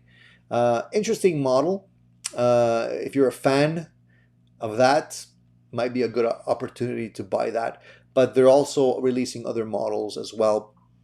But again, you know what I mean? At the end of the day, it's still a lot of money. There's other options for that kind of price point as well. But it's just, one of those things. Who wants to buy the guitar from the loser? I agree. So go for this. Go for the Telecaster then, right? Was a very cheesy movie, but one day I'll probably watch it again, just for the heck of it. It's been so many years, and I don't really remember much about it except for the duel there at the end. Um, and the other thing I want to talk about a little bit is just one of the guitars that I've seen recently and it really looks interesting is the Music Man Sabre. I don't know if you guys have seen this guitar, but check it out. Music Man is releasing a new guitar called the Sabre. It's a mix between, I guess, the Lukather model and sort of the models that they've had that look more like Strats. They still have the regular headstock with what is it, 4 and 3? 4 and 3? No, that doesn't make sense. What is it, 3 and 2? Whatever it is. Anyways, the headstock with the lopsided design, right? They still have that, but the guitars look amazing. They have like a Strat style body, beautiful woods, beautiful finishes to rival what you would see on a PRS guitar. Flame maple neck on some of the guitars. A very delicate carve in the top. Humbucker situation. They have their standard half moon crescent bridge that they have, which basically has like a little cover on it, but almost like what you would have on the old Telecasters, but it's a Strat style bridge underneath with the bent saddles. And the cool thing about these covers is that you can still palm mute with them, so they're actually pretty comfortable. Stainless steel frets, locking tuners. They even have a really cool shielding system where they're using like a kind of like a carbon fiber paint in the cavity, and then they have like an aluminum like case cover in the back of it to cut the hum. Really like high-end features. Hand rub neck, so it's super soft and easy to play. Really killer finishes. When I saw them, I'm like, wow, man, this is super nice. The pickups on those guitars are always directly mounted to the body. Some people like that, some people don't. I had a Music Man, and that's one of the things I didn't like about it, because you're really limited in how far you can put in your pickup in terms of height. I know that normally they adjust it, but if you really want to play around with it, and if you change the pickups like I do, sometimes you really need to be able to adjust it further than you can when it's directly mounted, but it's actually screwed in to the body, so it doesn't have a pickup ring or any kind of cover. Looks really sharp. Man, I really have gas when it comes to those guitars. The only issue is the cost. the cost is insane. I mean, it's about 4,200 bucks in Canada before taxes. And it's funny because I was reading some reviews, right? And some of the magazines that were reviewing it were saying how, the neck profile could be a deal breaker, that kind of thing. What really is a deal breaker, in my opinion, is the cost. Super expensive. I mean, I'd go up to maybe 2,700 bucks for a guitar like that, but we're way beyond that. So yeah, maybe wait till you can find one used somewhere, but I don't know how popular they're going to be for that kind of money. But I just wanted to bring it up in case you guys might be shopping for something and you're not aware. Yeah, Alan says just had a look at the Sabre, 3,299 pounds. That's lottery money. You can buy a car for that price. Yeah, I agree. It's stupid crazy when it comes to the type of money that people are asking for right now, but that's where we're at. So you know what? I had a really great time today talking with all you guys. I really do appreciate it. A lot of great stuff coming on in terms of the channel as well. So definitely, I want you guys to kind of stay tuned for that. If you haven't subscribed, definitely subscribe because I'm sure you're going to appreciate some of the videos that I'm working very hard on. I want to just take a minute to talk about something a little bit more serious, just for a couple of minutes, just because it's been on my mind lately, actually. It could be a little disturbing. I don't know. I know has nothing to do with guitars, but I just want to take a moment to take a serious look at something that I wanted to share with you guys. The other day I got some really sad news. A good friend of mine that I worked with passed away. She actually took her life. She committed suicide. And I was stunned when I heard the news because she'd be the last person I would expect to do something crazy like this. Always in a good mood, always smiley, always happy. And all of a sudden, she's gone, just like that. And I heard the news just yesterday, and it broke my heart. It really did, because I'm sure that, everyone has reasons, and a lot of people could be suffering with a lot of different things that are happening in their lives. But to have taken your life and the way it was done, I don't even want to talk about it. Couldn't believe it. I wouldn't, not in a million years would I say or even think that she'd be capable of doing something like that to herself. And unfortunately, she did. And I just wanted to mention that because it's super important, guys, to know that no matter what you're going through in life, there's one aspect of life that is certain, and that is that things are going to change. And no matter how difficult things are right now, it's not going to be like that forever. And I just wanted to put that out there in case you know somebody. Sometimes,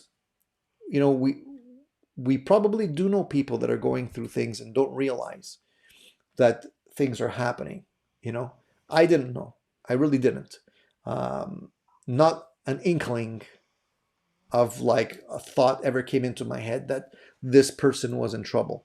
And it's really sad because I know that if the person would have reached out, I would have been more than happy to help and listen.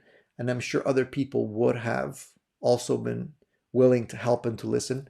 And it's really unfortunate that she didn't do this, and she decided to go ahead with the thoughts that she had before she reached out to anyone. I have other friends that spoke to her just a couple of weeks before this happened. And again, they were flabbergasted because not an inkling of like, there was no red flags, you know. Um, so, needless to say, guys, one thing I want to say is take the opportunity. If you're going through a tough time, and we all have moments in our lives where things are not good, um, take an opportunity to talk to somebody. Take an opportunity to reach out to somebody. Because honestly, there's a lot of people that are going through the same thing and are also willing to listen to you.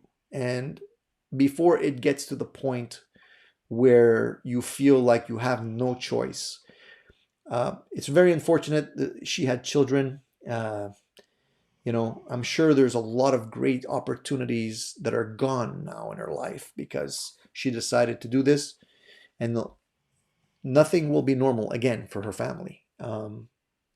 And reach out to a support line, to your friends, to your family, anybody, if this is the case. And please take an opportunity to talk to your kids also, because sometimes our kids are suffering too. And just let them know there's other alternatives out there.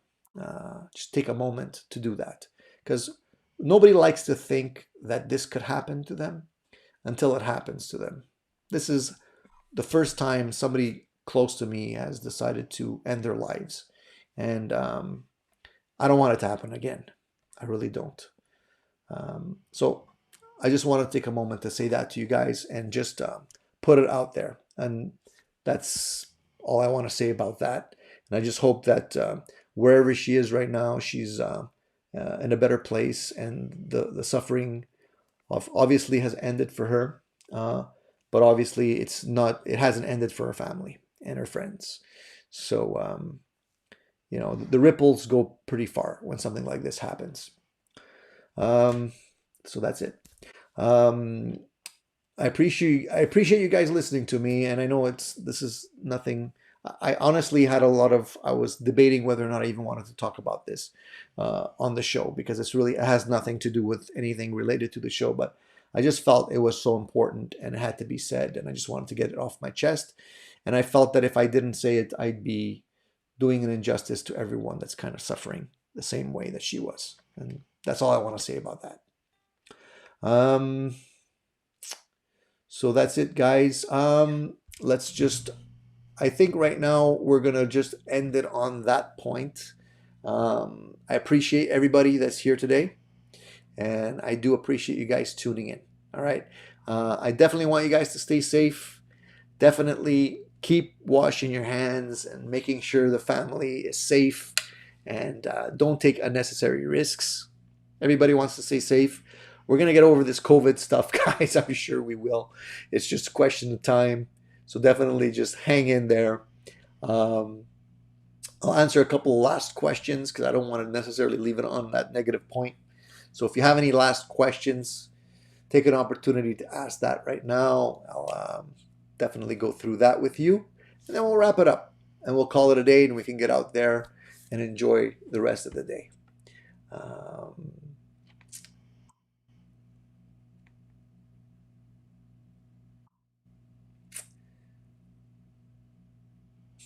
And I appreciate your positive thoughts. Keith says, and be on the lookout for people. I met someone 6 months ago. She was a friend she was friends with my kids 10 years ago. If I was aware, I'm sure I could have helped, but I never ever thought it was a possibility. Yeah, that's what ends up happening. It's a shock. Sorry to hear that, Tony. Some people hide depression very well. Many years ago, I had to reprogram my brain to be positive. Meds are not the only solution for those who are chronically depressed. Absolutely. Look, we're human. I know I've gone through some situations where I've definitely felt depressed. Not to the point of doing anything extreme, but you know, you do have moments where you're not necessarily happy. And there's a lot of reasons for that to happen. Uh, some of us can get through it on our own. Some of us need additional help in the form of medication or some kind of psychological help. But you don't have to be afraid to say, hey, I need some help. You know, we definitely are all in this together.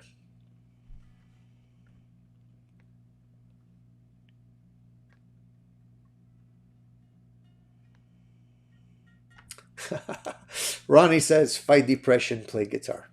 I couldn't agree more. Honestly, Ronnie, you hit the nail on the head. For me, definitely music is the type of thing that has really helped me get over a lot of like issues. Because no matter how you feel, music could change your outlook. And definitely when you're playing guitar, you know, listening to music will change how your mind is working. And different parts of your brain will fire in different ways when you're listening to different music. It's a proven fact. And so, doing something you enjoy doing, whether it's playing guitar, painting, creating artwork, going for a walk, riding your bicycle, whatever it may be, that is huge in helping the brain just change the way it's working or thinking. And music is great for that. And it's a lot less expensive than psychology. I keep telling my wife that. I'm like, sure, this guitar is expensive, but if I have to go to a psychologist, it's like $160 an hour. You know what I'm saying? So you got to look at it that way as well.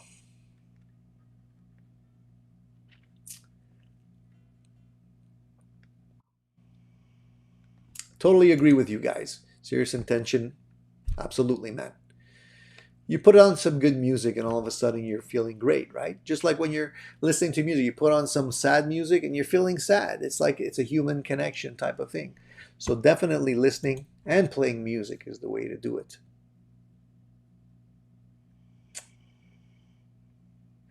Richard says, check out Guitars for Vets. I'm not familiar with that. With that? I will check it out. Maybe you can tell me what it's all about.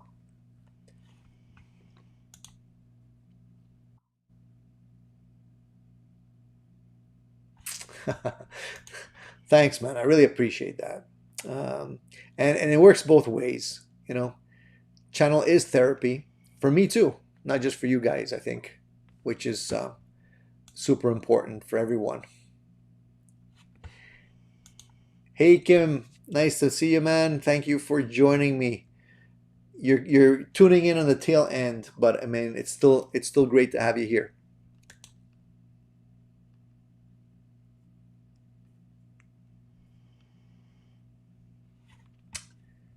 Thanks for the nice comments, guys. I really do appreciate that, man. Makes me feel great. I'm glad that I'm providing a service to everyone. I'm super happy to hear that. Kim agrees too. Music is the best medicine in the world. Absolutely agree with you, man. Proven fact. Many scientific studies have proven that music does wonderful things. It's not just, in one ear, out the other. There's definitely a filter in the middle that has an opportunity to change things. Avoid, excuse me, avoid D minor. Why would we do that? What's the magic? What's the magic with D minor? Why would we avoid it? I know it's an inside joke. Just explain it to me. Same thing with G sus, right? Put a lot of G sus chords in your music. That helps. Is that a Gibson? Yes, it is. Yes, it is. There's a headstock for you. I was talking about this earlier and just talking about the guitar and how I modified it to a certain degree and how much I'm loving playing it and what type of pickups are in it. One thing I forgot to mention in terms of the mods that I did was the harness, the pickups, and I also changed the nut on this guitar because the standard nuts that they're putting into the Gibson Les Pauls are causing a lot of snagging at the nut, and that's part of the reason why the G string is always either sharp or flat. So I decided to spend the money and put in another nut that I had put in by a pro. They did a wonderful job on the nut. Uh, that's not a standard nut then. Just so you guys know that.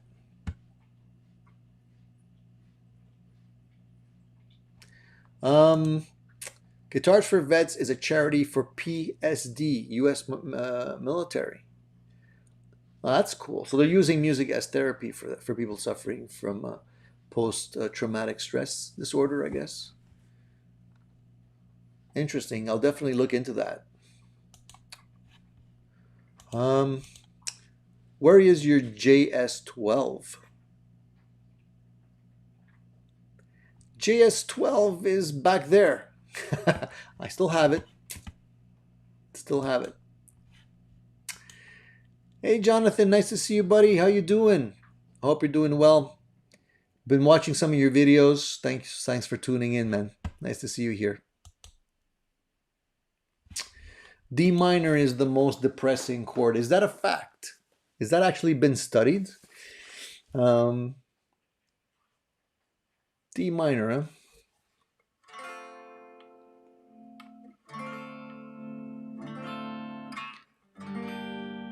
Well, I think most of the minor chords are kind of a little bit melancholy. I don't know if it's the most depressing chord, unless there's been a study that I don't know about. So that's a Spinal Tap quote. Okay, so then it's official. I gotta watch that movie again. Maybe get my kids to watch it too. They loved watching School of Rock with Jack Black. It's a great movie, actually. It does get you pumped because he's so like enamored by the music and he's got so much energy in there, and you can associate with his idea of being a teacher and wanting to, like, you know, not get a regular job. And when he stumbles on these kids, it's actually a very good movie.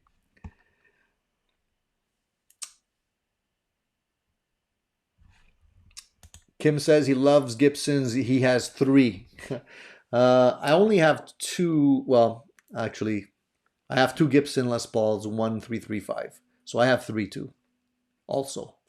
And then I have the knockoff Gibsons, the Tokais, and different guitars like that. This particular one I love playing. I just...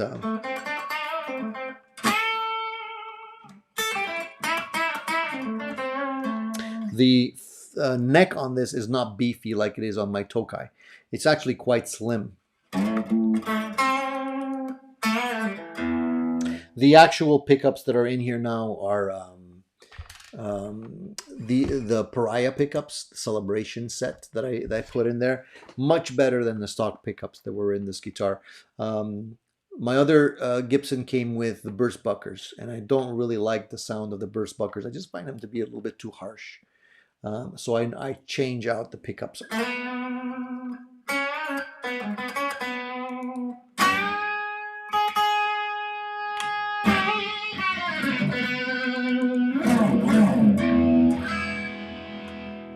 And I'm going through the Blackstar amp that's behind me here. I'm sure it doesn't sound good because it's compressed and I have a little USB microphone here and the amp is way back there. But I'll do a video on the amplifier and give you the full rundown.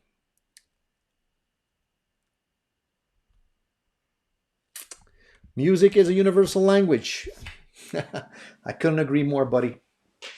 There's nothing that will connect to people on such a deep level without words, other than music. It definitely has a lot of a spiritual aspect for a lot of us. Even though I'm not a fantastic player, there's just something that happens inside when you're playing music, and it's one of the things that I just latched onto as a kid and never let go. And I don't know why it doesn't happen for everyone, but for me, music is like my passion. And even though I'm not making a living playing music necessarily, it's a passion that one of my strongest passions. That's all I can say about music. And I think a lot of you guys over here are dealing with the same thing. Otherwise, you wouldn't be here.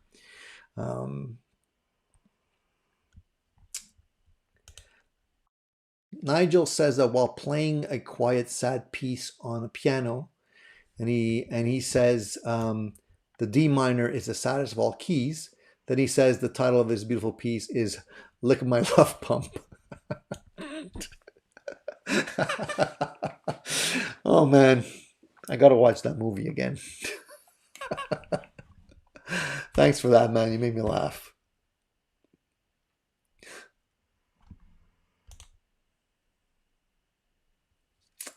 I like the bar chord D minor, but the open chord sucks if you're not warmed up. True, true.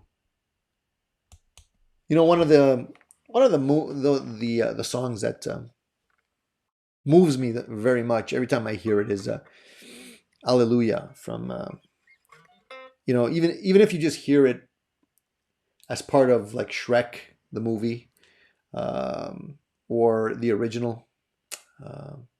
It's just a beautiful song, and every time I hear that song, I have a lump in my throat for some reason. I don't know if I'm just becoming a wuss with my old age or whatever, but it's a beautiful, beautiful song.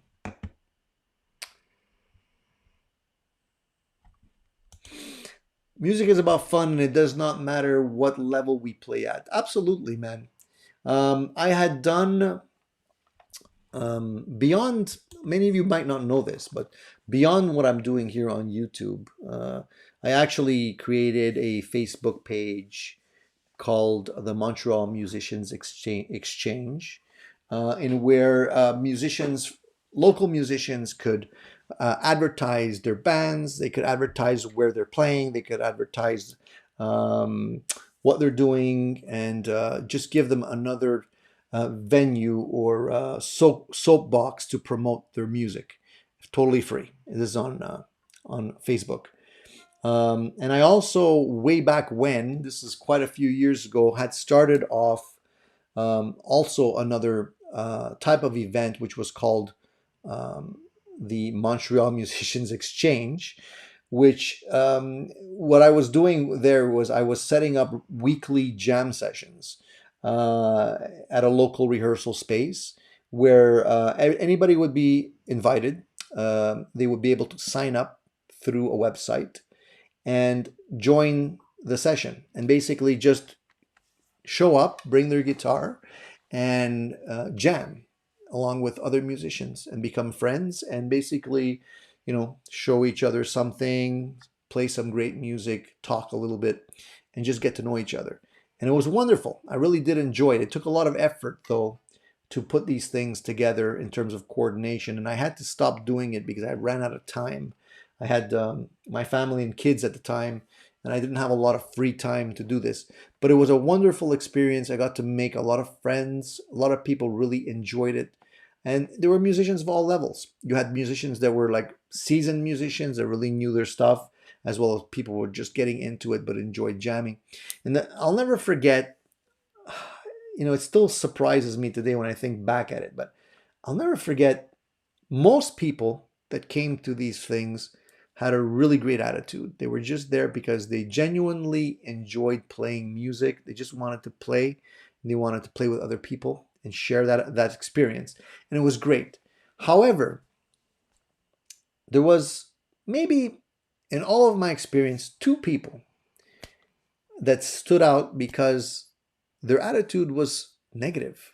And it was really weird to me because it was all inclusive. There was no set boundaries or anything like that. It was just like, show up, bring your guitar, be ready to play if you want to play, and have fun.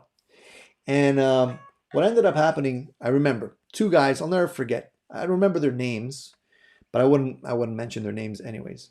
One fellow who, flat out said to everybody in the room that he was too good for us. And so he didn't want to play. He left, which was odd because he had only been there a couple of minutes and he hadn't heard everybody play. And granted, there were people that were, less experienced musicians there, but there was also other people that could definitely play. And so that struck me as odd. And I'm like, wow, why would you say that? Even if you do feel that way, keep it to yourself. If I felt that way and I've been walking in a room and I felt that I knew more than other people, I would stay, I would enjoy the day, enjoy the company, do whatever I needed to do. And if I felt that it wasn't right for me, I'd leave and maybe not come to the next one. But I wouldn't like insult people by saying that. So anyways, needless to say, we were kind of all glad that he left, but I was like shocked that I heard that. And then another fellow came in, and I don't know what he was going through in his life, but totally negative attitude towards everything. Like everything was upsetting to him. Either the sound wasn't good, or, he didn't like what we were playing, or, anyway, long story short, very bitter fellow. And unfortunately, there are people like that. And look, he left, he didn't come back, no skin off anybody else's nose. But on the most part, it was a very, very positive experience. And definitely would love to do that again at some point if I had the time. And it's just weird the amount of different type of how can I say this? The different spectrums of people that you feel with different types of energies and different types of attitudes, and positive, very negative, So we're all kind of coming from a different place, but we were all there for music, and it was an interesting thing. So just wanted to share that. It's going off on a little tangent there, but interesting. I find it interesting. The human nature is so interesting to me. I love the viral video where a girl sang "Alleluia" into a stone well for the reverb. Was beautiful. Search YouTube for it. I never saw that one, but yeah, I definitely will look at that. Try and find that. Have you guys seen the videos? I'm sure you probably have, of the family, the fellow and his kids they've become YouTube's kind of a sensation, where he plays music with his children, and the children they all look to be under like 8 or 10 years old, and he plays guitar and sings. He's got a little girl that kind of does a little show up front, and 2 boys, one on drums, the other one on bass and guitar.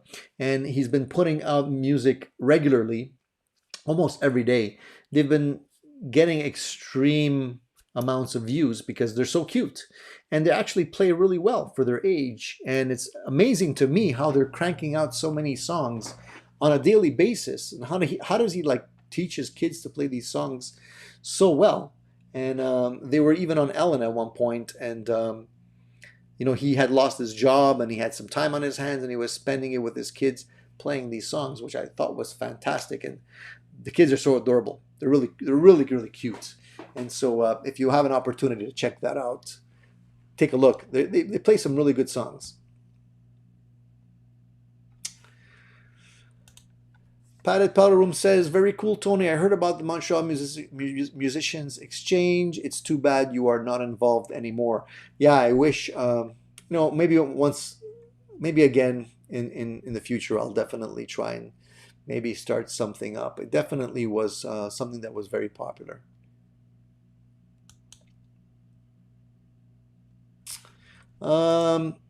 Tony, I hope your t-shirt is not coming from China. I don't think it is. If you ordered one, I appreciate it. Give you a big thumbs up, man. Thank you for helping the channel. As I mentioned earlier on, I'll mention it one last time if anybody came in late.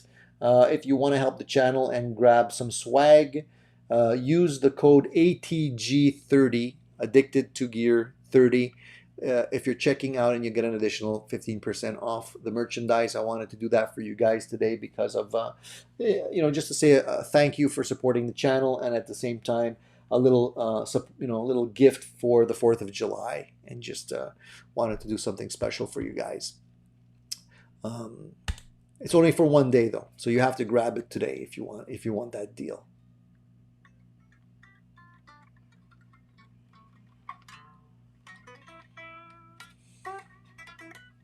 Lots of those around. They have become the trolls of today. I agree. These are the negative Nancys we've been talking about. Yeah.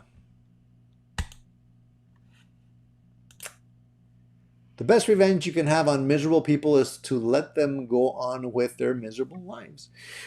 That's true, but at the same time, they do bring other people down, you know?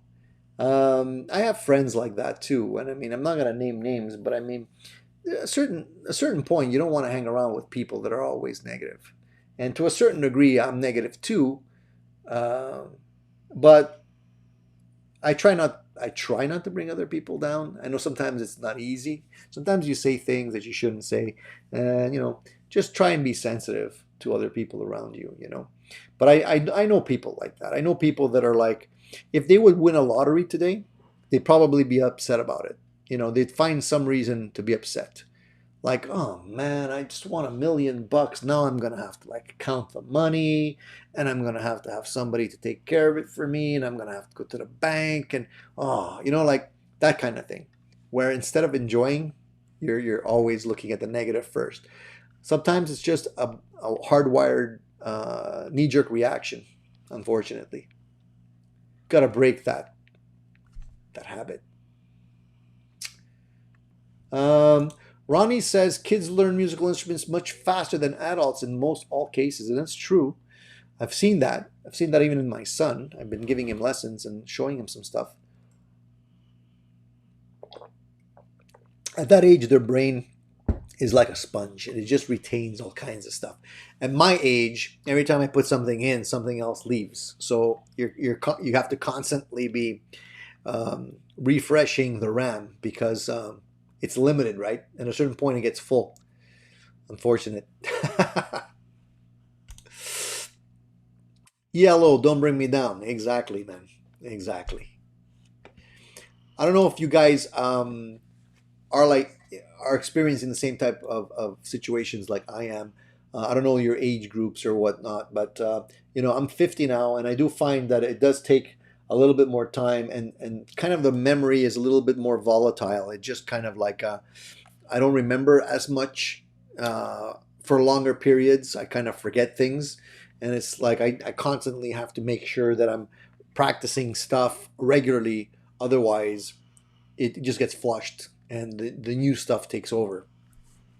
I don't know if there's any tricks that you guys can share for that, but I mean, the only thing that I've learned over time is just like practice. Just make it sort of muscle memory where you don't have to actually think about it for it to come back. And also when you're playing a lot of songs, like our set list right now is pretty long, um, and so if you don't play a song regularly, after a couple of weeks, it kind of becomes fuzzy. So you have to constantly be playing the stuff over and over again to remember all of it. And the more stuff you're trying to remember, then the harder it becomes because there's a lot of different aspects that you need to remember, especially solos. Because solos, I mean, it's hard enough to learn a song and remember the chord and the changes, but the solos are even to a certain degree harder because the timing aspect is so important, right? It's not just remembering the notes, but also the feel.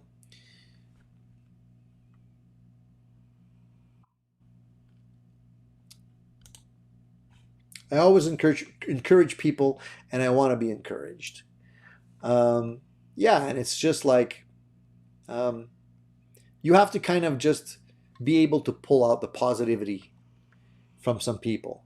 Everybody has it. It's just sometimes fear or anxiety takes over. And it's not because the person's a bad person, it's just that they're either fearful about something or worried about something. And that comes out first because that's kind of like your lizard brain takes over. And although we all know consciously that things can be controlled and made better, the subconscious brain automatically goes into emergency mode, and that's usually what comes out first. You tend to see the real person in a situation where they're dealing with stress. And I'm sure we've all seen this, where you might be in a work environment and the person's like really nice on a regular day-to-day level. They're super nice, but when things hit the fan and things get stressful, they change completely, right? And then they're willing to throw you under the bus or say nasty things to protect their back or whatever it is. And that's when you really do see the true colors of someone. So it says a lot. You know, it says a lot. This channel is becoming like a psychological channel. It's coming almost like a psychological help. Maybe we should call this Addicted to Gear and slash, I don't know, what could we come up with? Because we're talking a lot about psychology today. Alan says, I'm 65 and still trying to learn to play a guitar properly. I wish I had tried sooner. It's never too late, man. I'm 50 and I'm still learning stuff every single day. And I'm far from being a great guitarist, but I try. And that's the important thing, is if you play and you like it and you're seeing improvement, keep it up, man. It's great for the brain too. Great for the fingers. Ronnie says, me too. My adult brain is like my cloud storage, always needing more space for cool new stuff. I write everything I learn on guitar down on Google Drive with links. Helps a lot. That's cool. My phone is kind of my memory extension, because I basically take photos of a lot of stuff that I want to remember, verbal notes of a lot of stuff I want to remember, and actual written notes. So it's kind of like a memory hard drive storage device in your pocket. It helps a lot. I think the reality, Ronnie, is that we're constantly being bombarded by new stuff today. The stuff that we're exposed to on a daily basis is so much more than we were exposed to in the past, that it really is. It's like everybody's vying for your attention. You know, we have devices that are constantly beeping at us to take a look and read something new or look at somebody's message. We have devices on our wrists that will vibrate and distract us from what we're doing. We have pop-ups on our screen and all kinds of other stuff. So it's no wonder why we can't remember stuff. I mean, we're not focusing on one thing anymore. Our attention is totally like divided at any given time between, you know, 3 or 4 different things. And when you're at work, it's the same, if not worse, because you're dealing with phone and email and messages popping up on your screen and people interrupting you. So it's becoming very difficult to focus. I think we're gonna have to go back and kind of like relearn the art of like paying attention, because a lot of times people, like, you know, they'll look at something but they won't see it. So how many times have I like mentioned to a kid, one of my kids, and saying like, you know that thing's really cool over there, you know, like while we're driving, and it could be something that we've driven past like 1,000 times on the way home, and they'll never have seen it or noticed it because they're either in the phone or distracted with something else. And so it's sad in a way, because I feel that we're missing a lot of great things that are going on around us because of the distractions. Got to slow down a little bit. And I feel like an old fart when I say things like that, but I think it's true. You know, like we just have to slow down and enjoy what we have. I think we're constantly looking for the next thing, and you know, this channel is all about that too, right? I mean, we have great guitars and stuff, but we're always looking for the new gear, new stuff. But at a certain point, you have to enjoy what you have as well.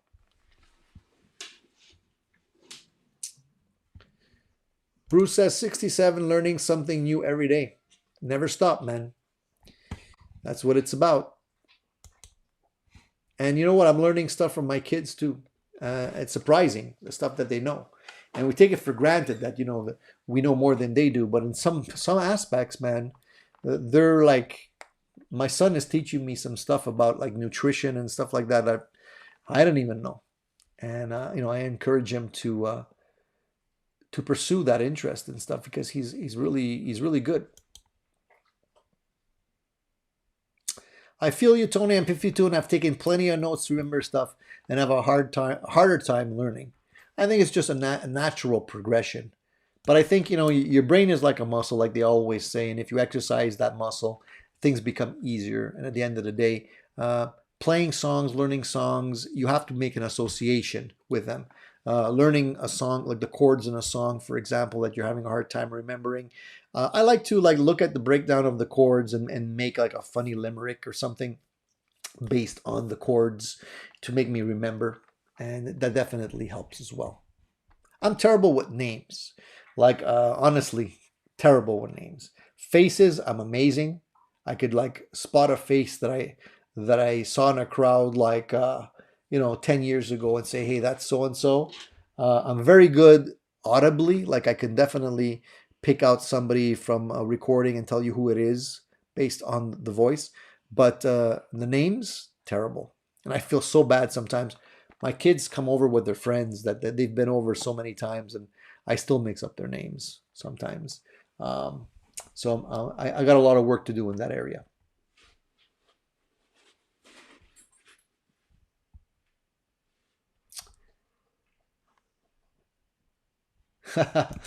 So welcome to Addicted to Gear with your host, Dr. Moti. That's cool.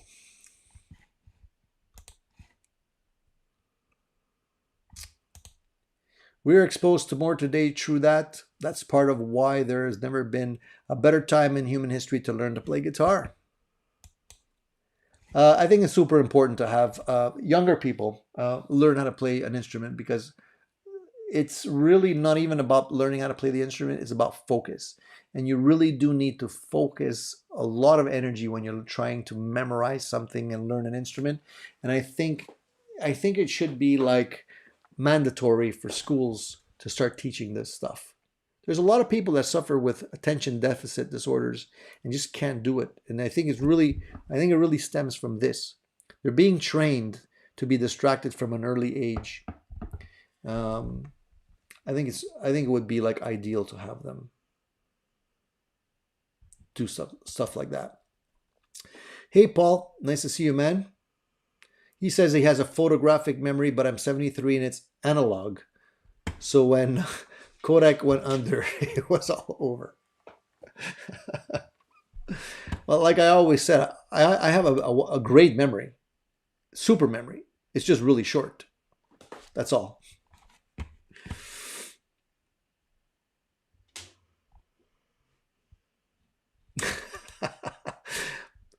Fox says, I have a photographic memory. Too bad nothing ever develops. You guys are too much. It's an age thing. I can never find things minutes after putting them down. Yeah, I have that same problem. Or I'll think somebody moved my stuff. My wife always gets me with those. I'm like, where's such and such a thing? I left it right here. Why are people touching my stuff? And I get super upset. And my wife is like, you sure you just didn't leave it like, by the computer or something like that? I'm like, no, of course not. And then of course I'll go down and it'll be there. So she knows me so well.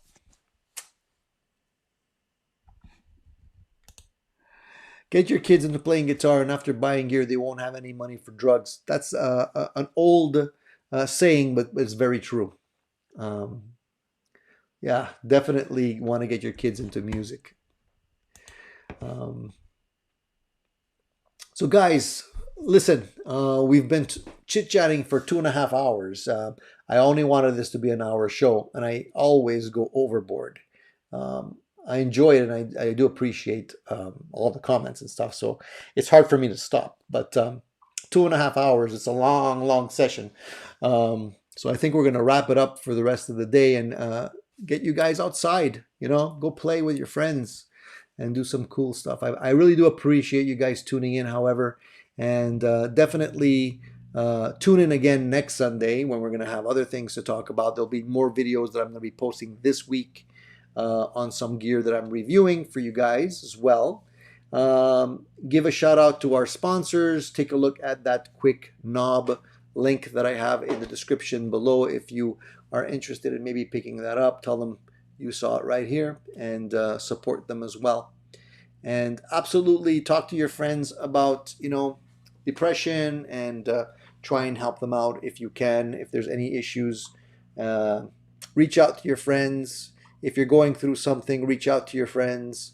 Like I always say, we're all in this together, guys. So, the idea is to take care of each other and to get through it as a team, not alone, right? It's because we're people that human nature is meant to be together. And it's much more enjoyable if we do that. So that's it, guys. Thank you again. Definitely tune in one more time next week on Sunday. And I really do appreciate the difference you guys are making in my Sundays, and I always look forward to these live sessions. So I want to give you guys a big thumbs up for that, and thank you once again for finally being able to tune in if it's your first time. And Wayne says, finally I can get out of my truck. Wayne, I really hope it hasn't been too hot in there for you. Drink some water, dude. I don't want you to get dehydrated. But I appreciate you guys sticking with us throughout the 2.5 hours. Big thumbs up. All right, guys. Take care. Keep rocking. Stay tuned, because there's more great stuff coming your way right here on Addicted to Gear. I always say that. Thumbs up. Have a great Sunday, guys.